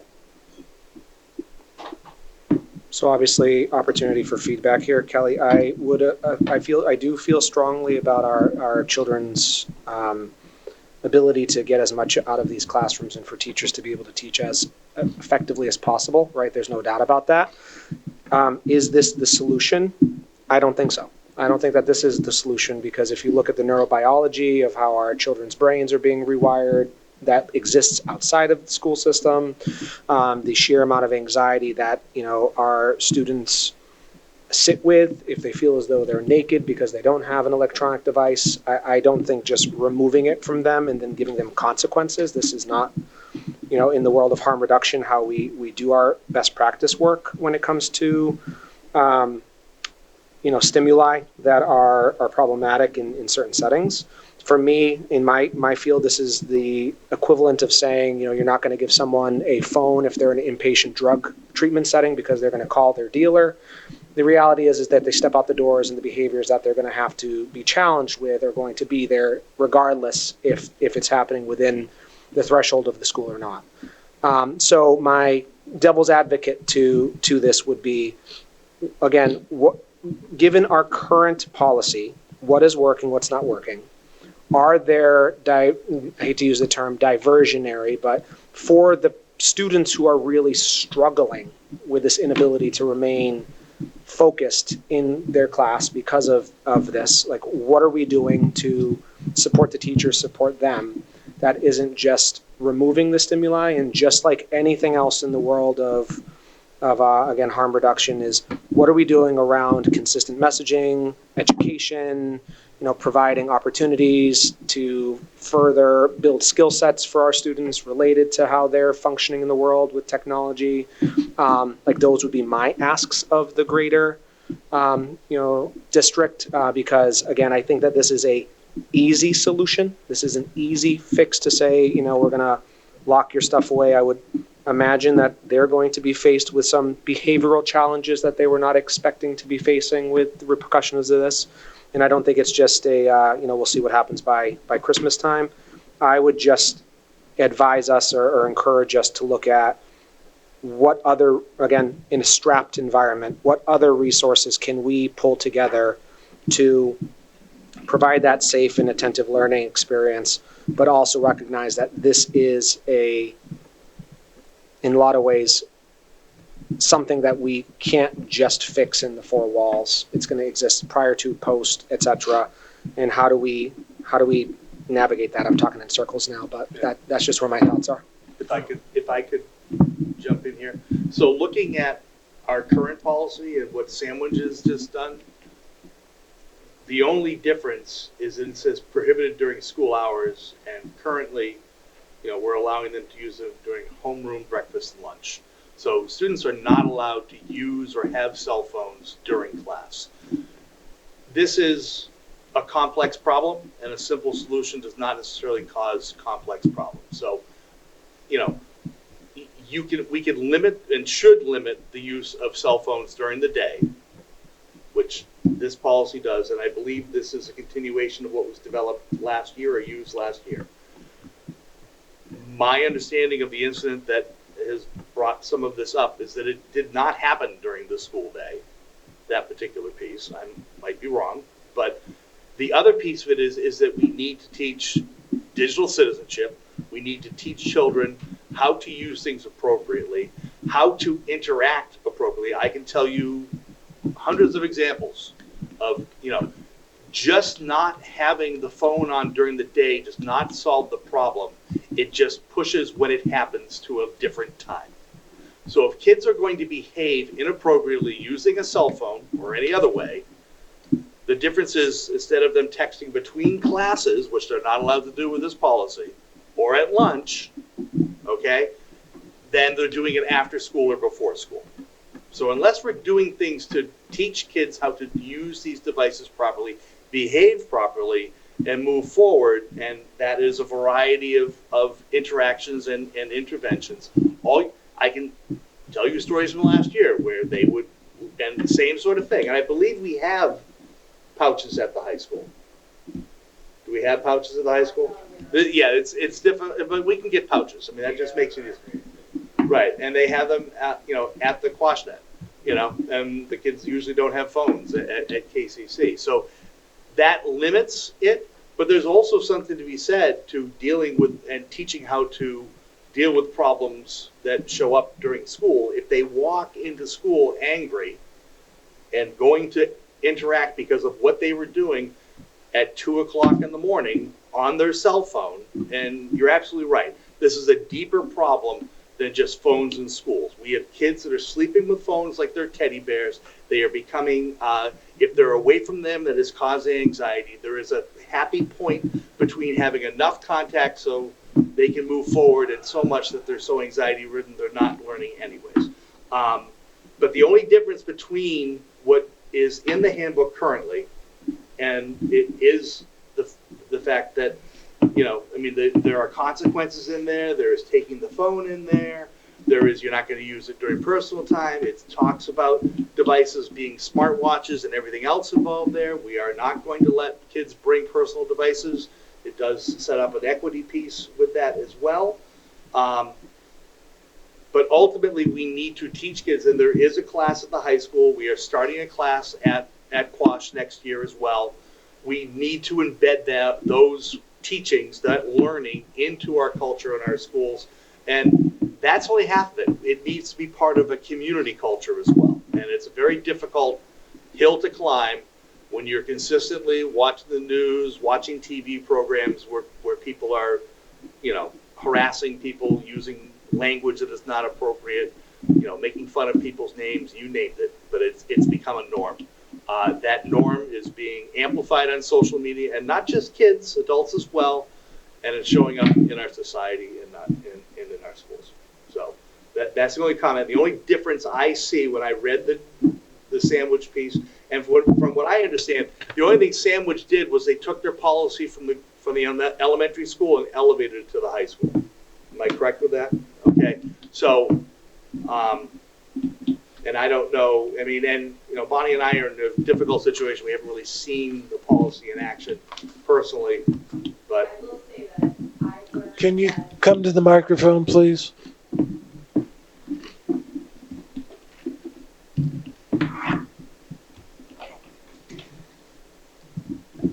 short. We say vertically challenged. Well, whatever, I'm short. So, I appreciate the conversations about cell phones. Cell phones are a challenge in any academic setting. But at the end of the day, you have a new leadership team at the high school, aside from Rewa. There is a policy, or I don't want to say a policy, it's more of a practice. Like, we're calling it a policy, but it's really just the practice that was set in stone at the high school last year. I met with the seniors yesterday, and they are getting comfortable with that practice. Kids are learning to shift when they're using their phones, things like that. I agree with Dr. Thompson that I think it's teachable moments. It's more about, like, how are we educating young people about how to appropriately use their cell phones, when it's the right time, when it's not the right time. I'm coming from a district that struggles massively with cell phones, and I know how to navigate that. And I just feel like I think we need to be given a chance to kind of move forward with what's already in place. One of the things that I've heard from students is the seniors have had a different principal every single year. Mm-hmm. They have experienced so many different changes that when I said in the meeting yesterday that I'm not changing anything, I'm coming in, I want to see how this building functions, and we can talk about how to make changes toward the end of the school year for the next school year. They were so relieved. Every single one of them were nodding like, oh, thank God. We have to also think about the effects of the changes in leadership that these students have experienced. That's very difficult, and now they have somebody who's coming in.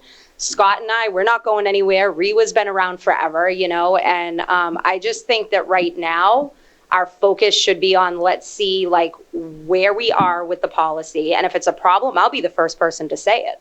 I don't think it's going to be as much of a problem because I think the kids are getting used to it. And you have the kids from 6th grade coming up to 7th grade who weren't even allowed to use their phones. So I'm asking for some grace and give us some time with this school year to not set this like really difficult to enforce policy, and just stick with the one thing that these kids know from last year and move forward, see how this year goes. So I personally am asking for that. And like I said, I'll be the first person to admit if we actually need something. And may I ask, I've never thought I would be this human being, but I like data all of a sudden. Yes. Is there an opportunity for us to look at, prior to implementation of this policy last year in this protocol, how many infractions, if they were labeled as kind of like a cell phone infraction? Again, I don't know how that works within the school, but are we able to look at kind of the projection of, okay, this was the Wild West. Right now we have a year of transition of this policy. Did we see increase, decrease, equal, and then be able to take that into the next year if, this is where the committee stands, to see, are we seeing a downward trajectory of infractions related to what we're trying to hit here, which is students being able to be present in their classrooms. I know that part of the practice that was put into place was actually paper. Like if a teacher had an issue with a student with their cell phone, they wrote it on a slip, and that was turned into the office. I am also a data person, right? Like I want everything to come back from like, this is the percentage of students because when we talk about problems, it's not often based on data, and that drives me crazy, right? So I can definitely look to see what that data looks like. I'm not sure how paper is going to translate into that data because paper gets lost. I know that the use of Power School has been an issue, but that's what Power School should be used for. And then I could literally print out a data sheet for you right then and there, so I can look at that. I agree with you. I would like to see what last year's data looked like. Let's see what this year's data is going to look like as well. Yeah. But, from day one, I'm going to talk about the cell phone policy that was in place last year. And, this is the expectation moving forward. We're going to keep it. And let's not. We actually have the ability to say, look at what other districts are doing. Like, I'm coming from Brockton. Brockton High just bought Yonder pouches. Like, that's going to be interesting, but I also don't agree with that was the best way to go. In lieu of that hard data, for some of the seasoned staff members who have been at the high school, middle high school, can we get some just secondary narrative data of what has their experience been as teaching professionals, between these 2 years? Are they feeling as though there's a positive impact or not? Absolutely. If we can't get that meet.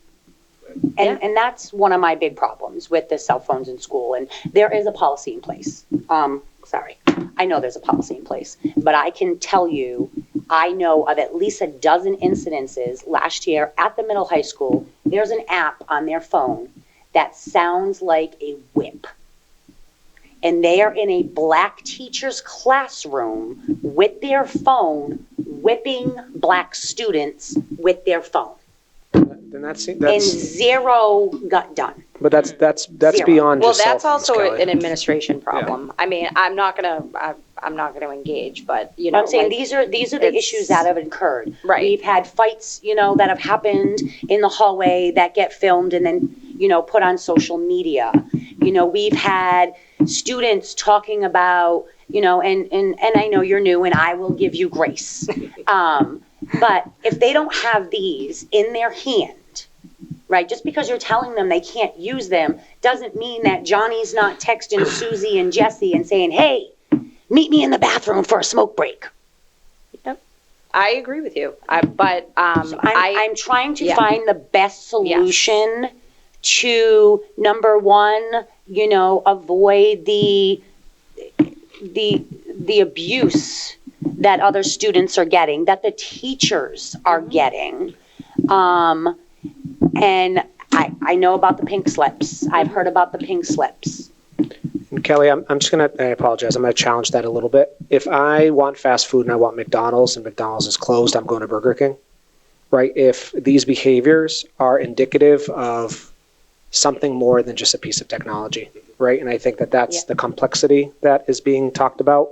I agree with you, that is not acceptable. That's not something that should be within our school system. That speaks to, the other bullet points we've covered tonight around equity, inclusion, race, racism, all those pieces. But just because there's this tool in their hand is not going to reduce, in my viewpoint, professionally, But it exacerbates it. But again, we talked about many meetings ago that bullying has been around forever, right? And this is just the version 7.0 of that, right? So as much as I agree that this is a problem area, a growth point for figuring out how we do this, it doesn't come to the root of the concerns at hand, which is how do we survive and treat each other with dignity and respect as students, as teacher-parent relations, student-teacher, all those pieces, right? This is, I understand where you're coming from, Kelly, I truly do, but Okay. I think there's a bigger issue. I'd like to widen the discussion here and give Brian a chance to weigh into this, if you so chooses. Yeah, I guess my first question was, is this a first read, or are we looking to approve this, or is this something that's going to go to the policy subcommittee, and then, are we looking for a vote on this tonight, I guess is my question? We could go multiple routes. Because I know we can waive the first read, but, Right. and approve it. It's But, yeah. truly up to the committee. Yeah. I enabled it as a vote if the committee wanted to do that. If they don't, they don't. So it's totally up to the consensus of the committee to make a decision on what they want to do. Yeah, Any thoughts? I hear the principal's point as well. I think just my own personal opinion on it would be to see if we could put it to the policy subcommittee and come back. I think that there are some recommendations or suggestions. I understand that we want to make exceptions, but to me, I don't think there should be really any kind of exceptions, because those can kind of be loopholes for, students or other stuff like that. I feel as if some of the language in here too can be changed to empower the teachers. Just changing things like the fact that they may be confiscated or they may be required parental pickup. If this is going on, I feel like shall is a little bit stronger, but, we have to make sure that the teachers and the staff and the administration are able to do what they need to do. And I see a lot of the similar policies that Sandwich has, and they just kind of elaborated on some of them. So those would just be, minor tweaks or maybe recommendations to bring back. I think it requires all of us, a full board, to kind of address this. I know that our vice chair is not here this evening. And I know that we do have a policy subcommittee meeting scheduled for September 10th. But if, in the interest of time, if we wanted to vote on that, because it's the existing policy and hearing the students' concern, which is also something that I factor in as well, I would feel comfortable with just, moving forward at this time. Because like I said, I can't find really substantial changes. Maybe some tweaks here and there, but I'm fine either way, however the board wants to proceed. Okay. And this is the policy that's in place now. So if we didn't vote a new policy, this is the policy that would stand. Right. Okay. Yeah. Which any policy can be changed at any point. All right. I have a couple concerns, regardless of which way we ultimately go. One being enforcement. I don't think the way it was done last year, enforcement by the educators in the classroom, worked very well.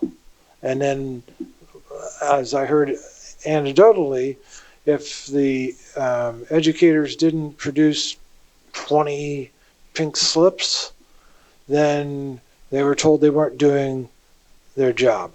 Now, that may be true, may not be true. That's just what I heard anecdotally.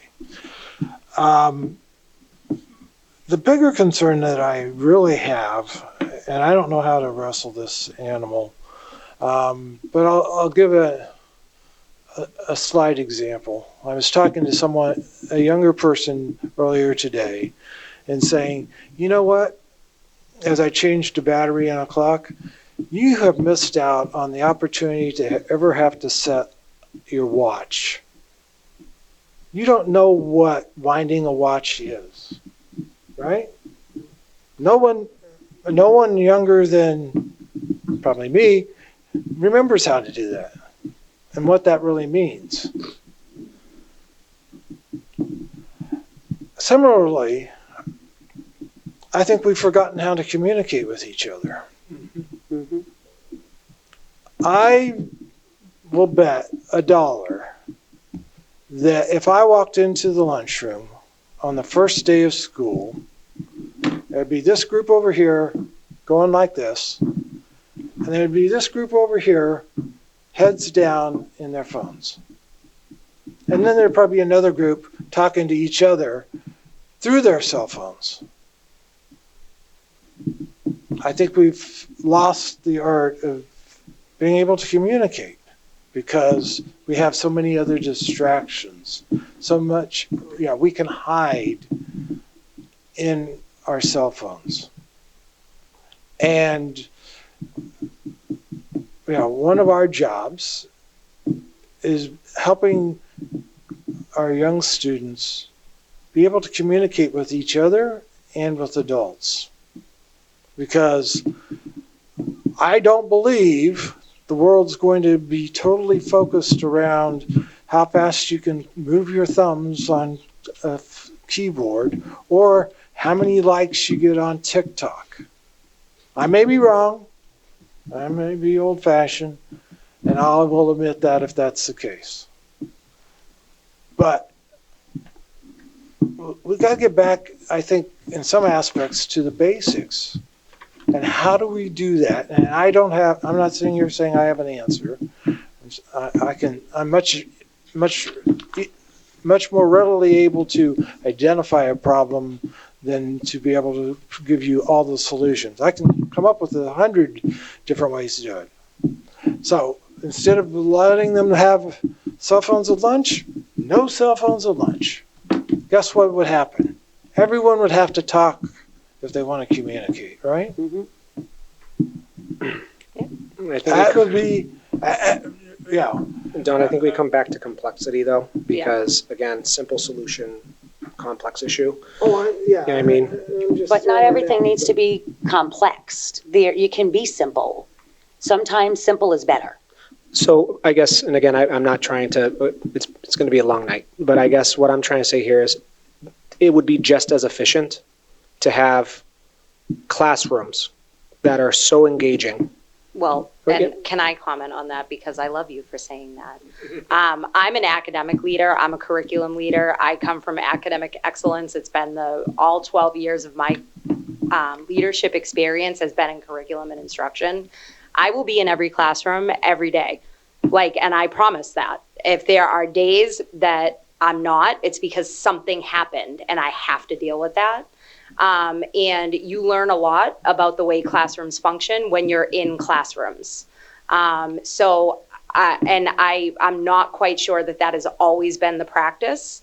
So I think that's going to shift things. I'm going to be able to see when this teacher is allowing, kids to use their cell phones in an unproductive way. I'm going to be able to see all of those things. And I just, I think this all comes down to a combination of leadership and what leadership is looking for, and also what are we teaching our kids.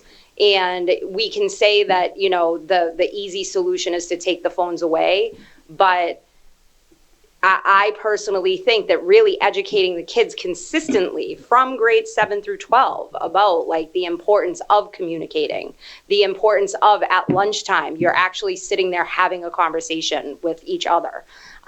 Those are teachable moments and they're lessons that we can teach our kids. I agree with you. So I'm sorry that I interrupted you, but you said it much more eloquently. Didn't feel that way, but. If I could just add, one thing. So, my previous district, we had pouches on the back of the door.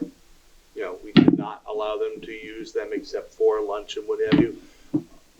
We still had incidences, and they would happen usually in the morning because they would have that inappropriate conversation, and they would walk into the school bringing all that baggage with them. So sometimes if some of that comes during lunch, you have a chance to deal with it in the fall, so it does not, in the afternoon, so it does not become something that is a fist fight at the school doorway. And again, it's about expectations, teaching what is right, what is wrong, how to use it. It needs to be a combination of both. Restricting the use so they're focusing on what they need to be focusing on, and the curriculum pieces and the instruction, the expectations, the mantras, whatever we're going to use. And if teachers want pouches to do that, or if the high school decides that pouches are the best way to implement that, then we will get the pouches. That's not a big deal. So from my perspective, right now, I don't believe our policy is accomplishing what we want. I don't know how to change it. Ideally, yes, it needs to be a teaching moment. I think it's a Herculean task. I think there are so many influences out there that I don't know how we accomplish it. And I don't think we're going to resolve that tonight. No. Agreed. But, the sign of insanity, as I've heard, is doing the same thing over and over again, expecting a different result.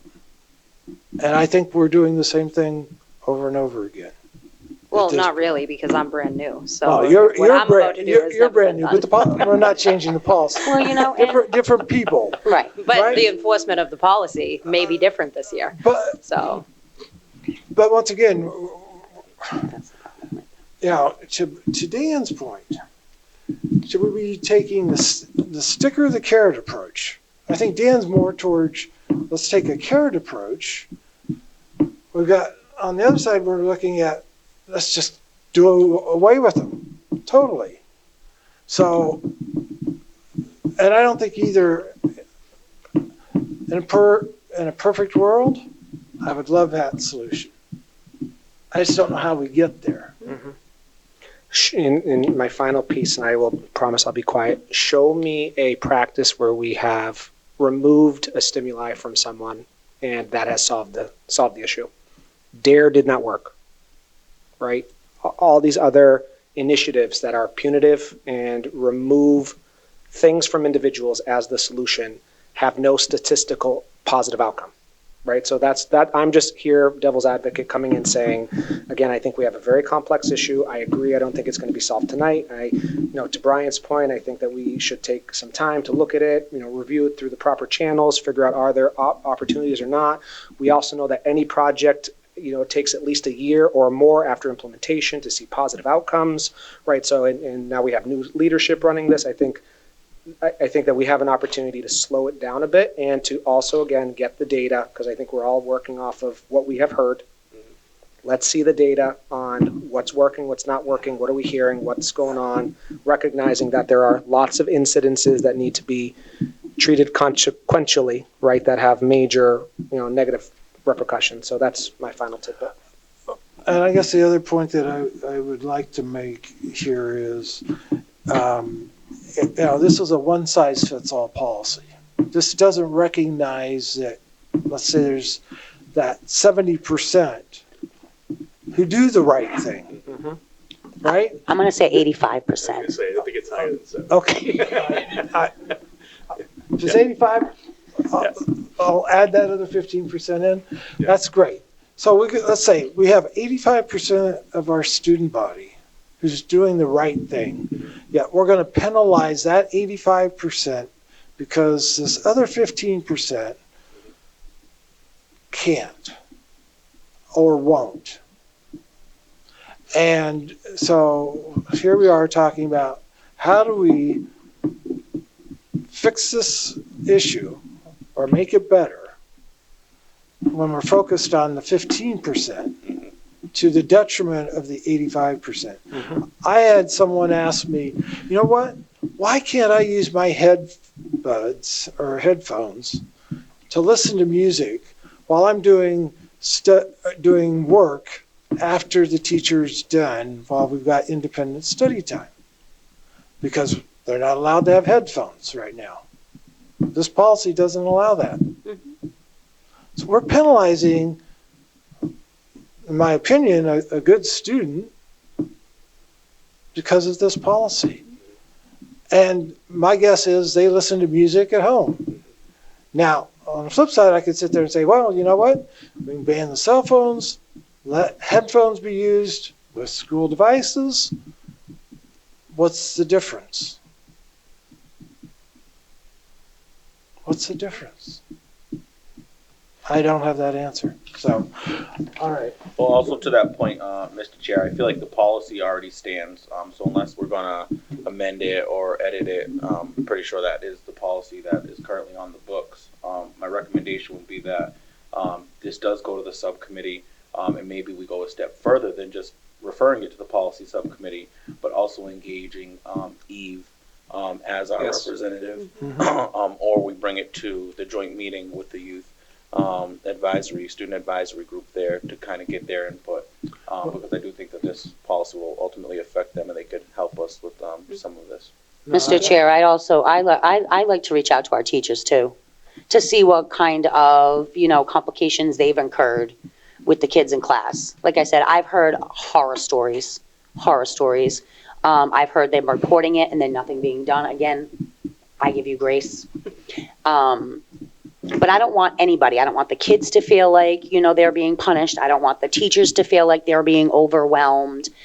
Again, teamwork. We all need to do this together. So I agree with Brian. I do think the policy is in place. And it says right on here that the staff may require them to leave them in a centralized location. So if we can make sure that we do have pockets for every classroom at the high school and leave that up to the teacher's discretion. If the teacher wants them to put their cell phones in the pockets on the wall, the teacher should have that right. And that ensures that the kids aren't turning them on in the classroom when they're not supposed to be. They shouldn't, the headphones thing, I agree with you. There are kids that do better listening to music. Then you have little Johnny who puts his, Xbox headphones on that are huge and doesn't even listen to the teacher explaining what he needs to do, and then gets mad at the teacher because he doesn't know what he's supposed to do because he had his headset on when the teacher was trying to teach a lesson. So I can get where that is the case where we don't allow headphones. Yeah. So there's a lot of stuff that needs to be, gone through. Maybe different wording needs to be put in place. The policy subcommittee can go through it, and maybe there's just stronger wording, like Brian said. I don't know when we have our first joint meeting with the advisory group. Sherry, do you have that on the calendar? I had it over here. Is that prior to our next meeting? I don't believe so. October 9th, Oh. 2024. Oh, that's not. Ask if We can always ask them if they would come they try to to do one in September. in September. When's our meeting in September? 18th. The 18th? I guess also, do I'm we looking need, forward to again, do this we one. need to rush on this? Is this something that with those given meetings and the other work that needs to happen? Because they deserve time to be able to get an understanding from student body of what's working, what's not working. There's asks that we've obviously asked about data, other pieces. Yeah, I mean, there's a number of different pieces of data that need to be collected. This would Correct. just be one piece of that. I don't think that at least in my opinion, the committee would draw a conclusion based just upon the feedback from the students. But if we're able to collect that information as part of this whole process. Agreed. Because then, we'll be into October.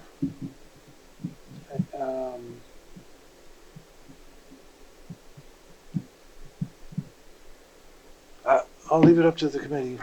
If you want, we can ask them to be included as part for that particular item only. If we want to focus on that at the September 18th meeting, we can invite them to do that.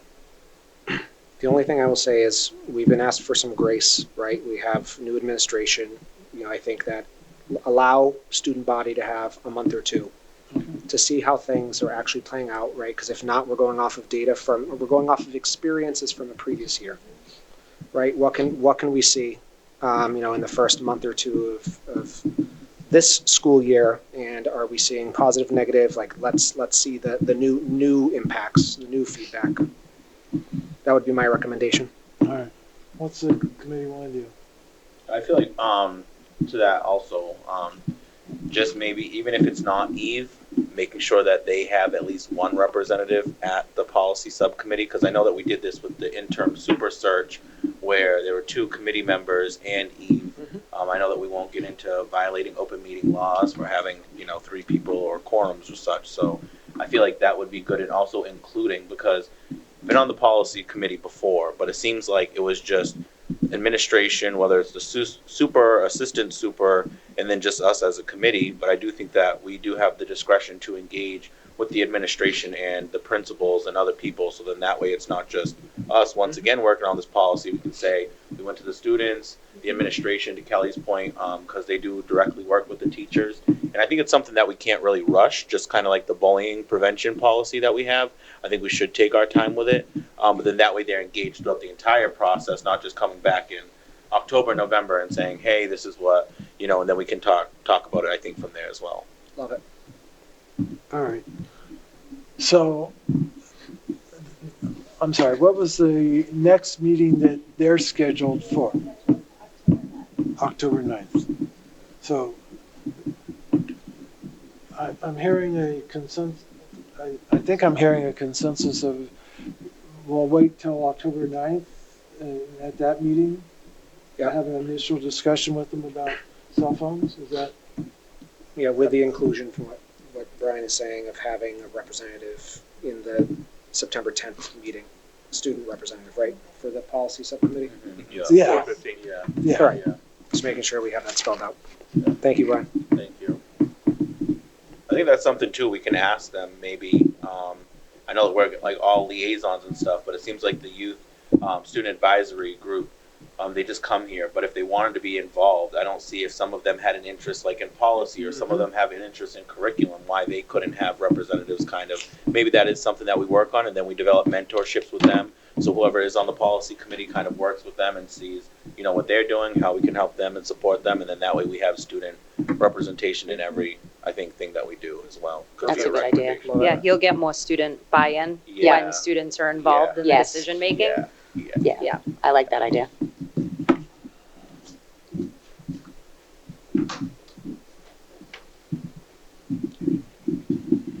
All right. That being said, then we do have to vote on the student handbook, the parent student handbook that was distributed Mr. to you. Chair, I have to excuse myself. Okay, We still have quorum. yeah, we can move forward. We do need to vote on that. I don't know if everyone has looked through it. There were, I thought in the draft that was distributed electronically, there were still some open items. Have those items been resolved? They have been. There's one piece of language we are checking on from the Department of Ed about chronic absenteeism.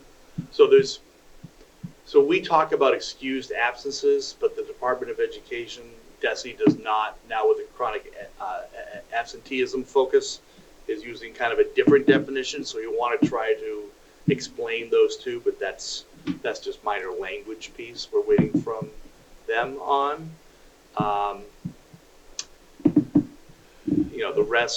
The rest are things that I mailed to you. Rest of the comments in there at this point. There's one thing about accident insurance that Ashley was going to check in on, but unfortunately she went out on sick. But that's just a notification. That's not really a policy piece.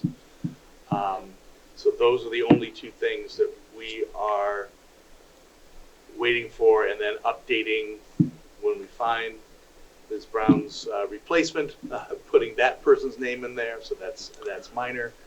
Portrait of the graduate pieces at the end of the superintendent's letter is the only other piece that is still out there. So can I just quickly kind of introduce the process and why we have this kind of new handbook? Yeah, with everybody? go ahead. So this handbook represents feedback that the district received from the DESE's tier review last year. I want to thank Dr. Hanscom for leading this and doing a lot of work on this. So those changes and suggestions were brought in, as well as trying to streamline into one district-wide handbook with consistent language throughout. Simplifying important language for families. Families can see the continuum as they go through in one document. Don't have to go looking for 3 different documents if their kids are in 3 different schools. Sunday till now, you can see that the work has continued, but that's kind of where we are at this point.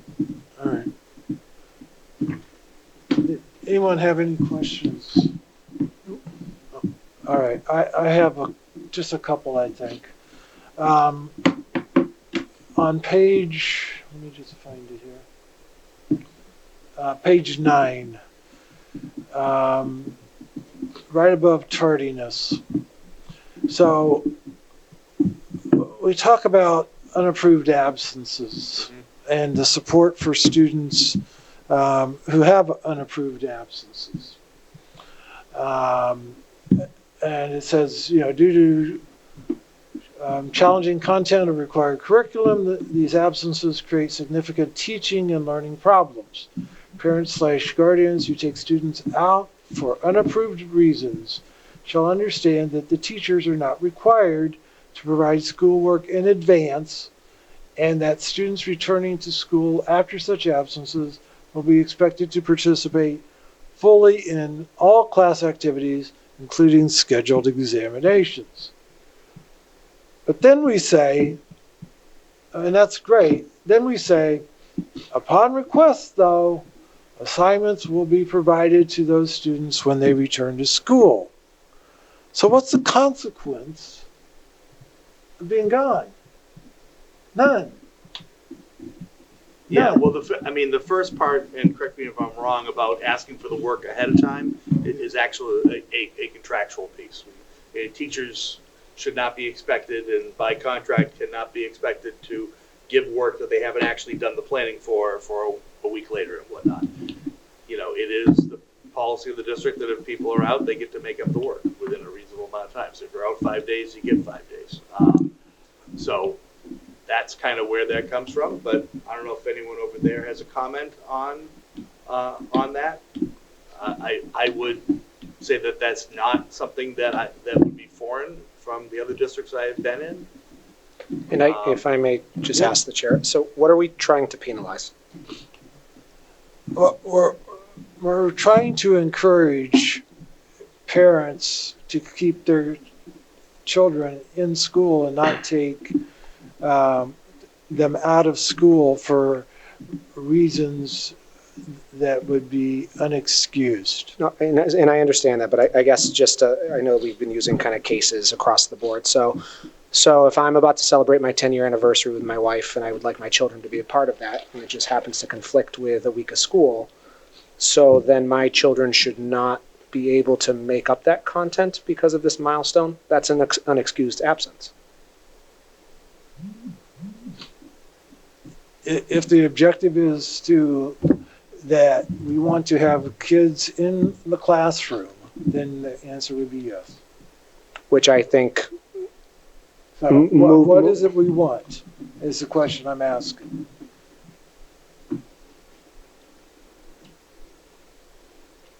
Is being in the classroom, socializing, learning from your teachers and your classmates the most important thing or not? I don't... Or is getting the quote unquote homework done more important? And I'm seeing this again as, I think your approach in the discussion tonight is very one size fits all. And again, we're taking away the ability to individualize. If this is a student that has, in my viewpoint, a multitude of unexcused absences for a variety of different reasons. Again, we come back to complexity. That is a much larger concern than standardizing it to say, hey, you were out for a week, your luck has run dry. Now you don't get to make up the content of this week, and now you're working from a deficit because we want to penalize you for this action that you had of, having this quote unquote unexcused absence that could be a particular familial milestone, right? So I think we're losing the ability to have flexibility. We talk about flexibility for our teachers and empowering our teachers and being able as administrators to have an opportunity to look at folks as their unique beings. I think my read of this wording provides that opportunity to meet that need. And again, there's a larger consequential thing that will happen if this is a routine behavior, right? Beyond just unexcused. But the way it's worded doesn't do that. It does not distinguish. So if the wording said assignments may be provided, then there's a potential consequence. But what is the consequence, Don? I'm not trying to interrupt, but I think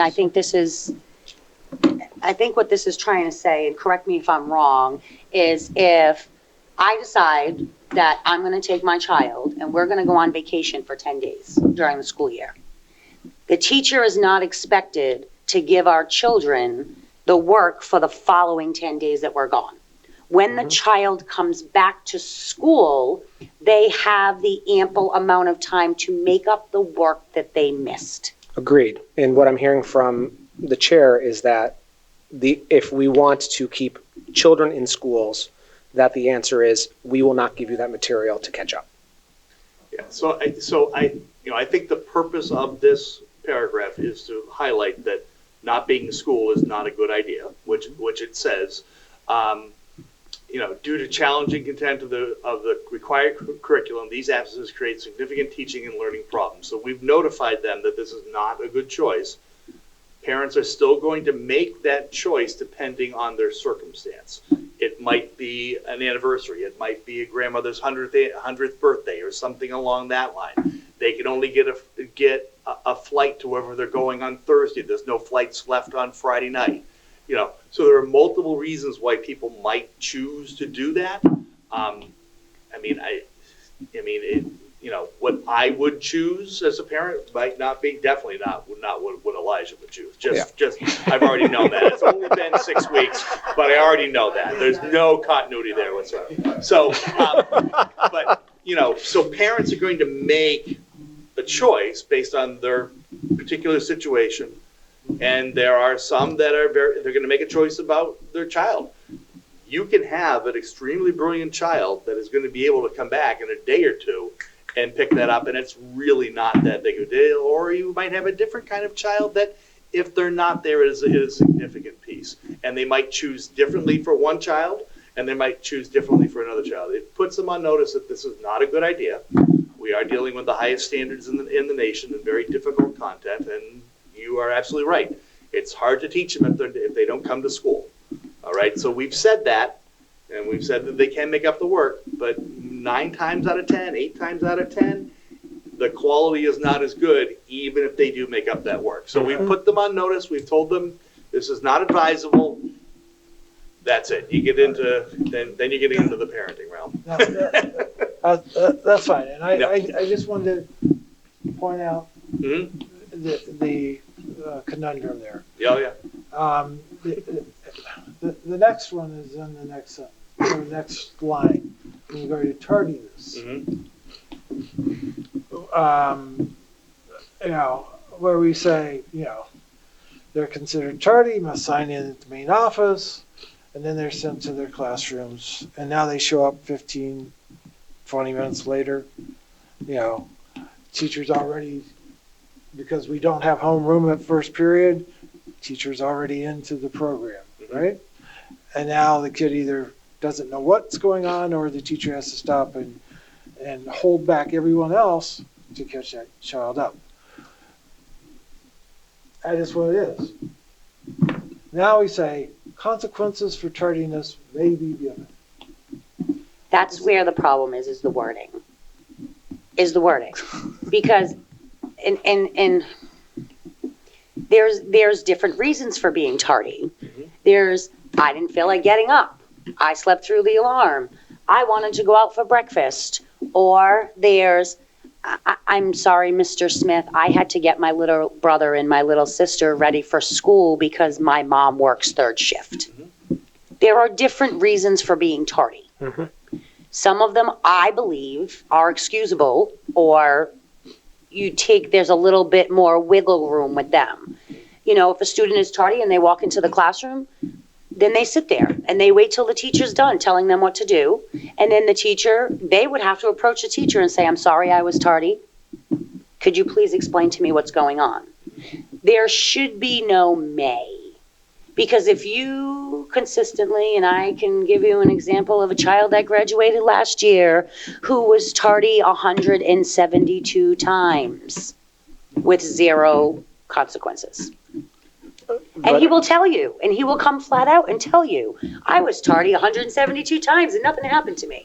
Yeah, well, So there shouldn't be a may, and that's what I said. It's the wording, I think. You know, there will be consequences, or there shall be consequences. Yes, Mrs. O'Brien? I just want to add this a little bit. I think it's important when we're looking at this particular handbook that it should be the lens of the district, not the high school or the Quashnet. Okay. Because when we look at that district perspective, I'm sorry, but a kindergartner isn't late because they overslept. No. Because the parent didn't get up. Right. Or the parent had an issue. Right. So Right.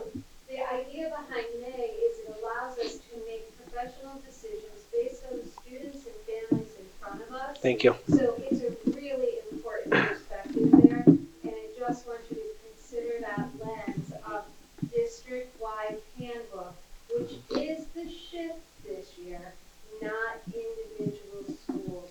So it has to address a 3-year-old to a 22-year-old. Right. Okay. So, yeah, so I don't, so I think we need to take a step back from words like may and, because there are a lot of situations where we need to count and trust administrators to make a decision. Okay, there's just a story in the Globe yesterday about a judge who attacked, they had a youth group come in, and there was a kid who was falling asleep when he was addressing, and he, was going to lock them up and put them in juvenile and all this other sort of stuff. The kid was tired because they were homeless, but they still got up and were still working their job.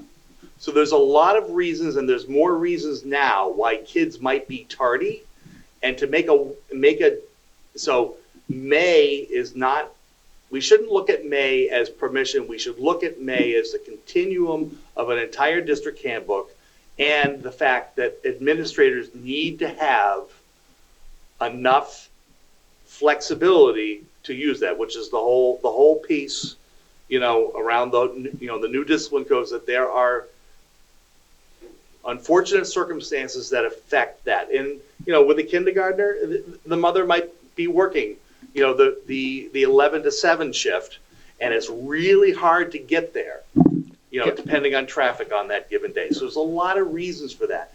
There's a high schooler who might have to be taking care of somebody because mom is working and can't get the other child up and ready for school. There's a whole myriad of why that is. And I don't know why that kid was late, and I don't think there's anybody here that might know why that is, but it could be, maybe they shouldn't be bragging about it, but, there could be a legitimate reason for why that kid, maybe that child has to work a night shift to help support his family.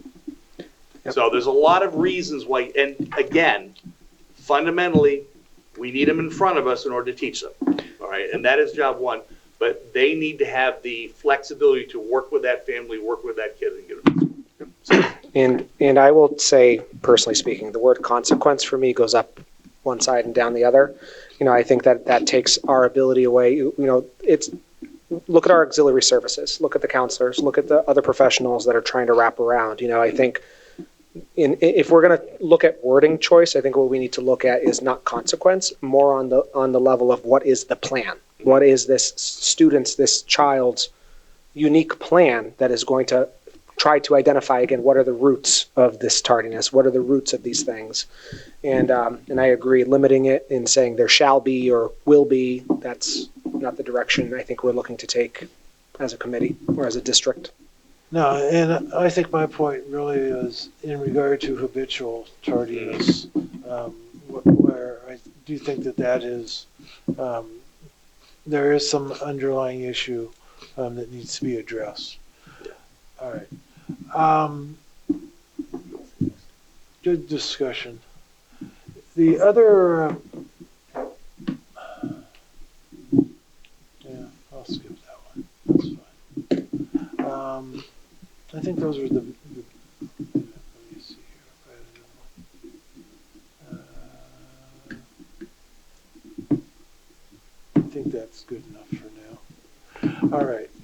Anyone else have any questions or concerns that they want to bring up? All right, hearing none, do I have a motion to approve so is this final or still an edit? Except for those two things, it is final. Okay, so subject to resolution, and can you just? Well, those aren't. They're not material. Right, they're not substantial. They're not Getting some clarity from Desi on how to describe excused absences.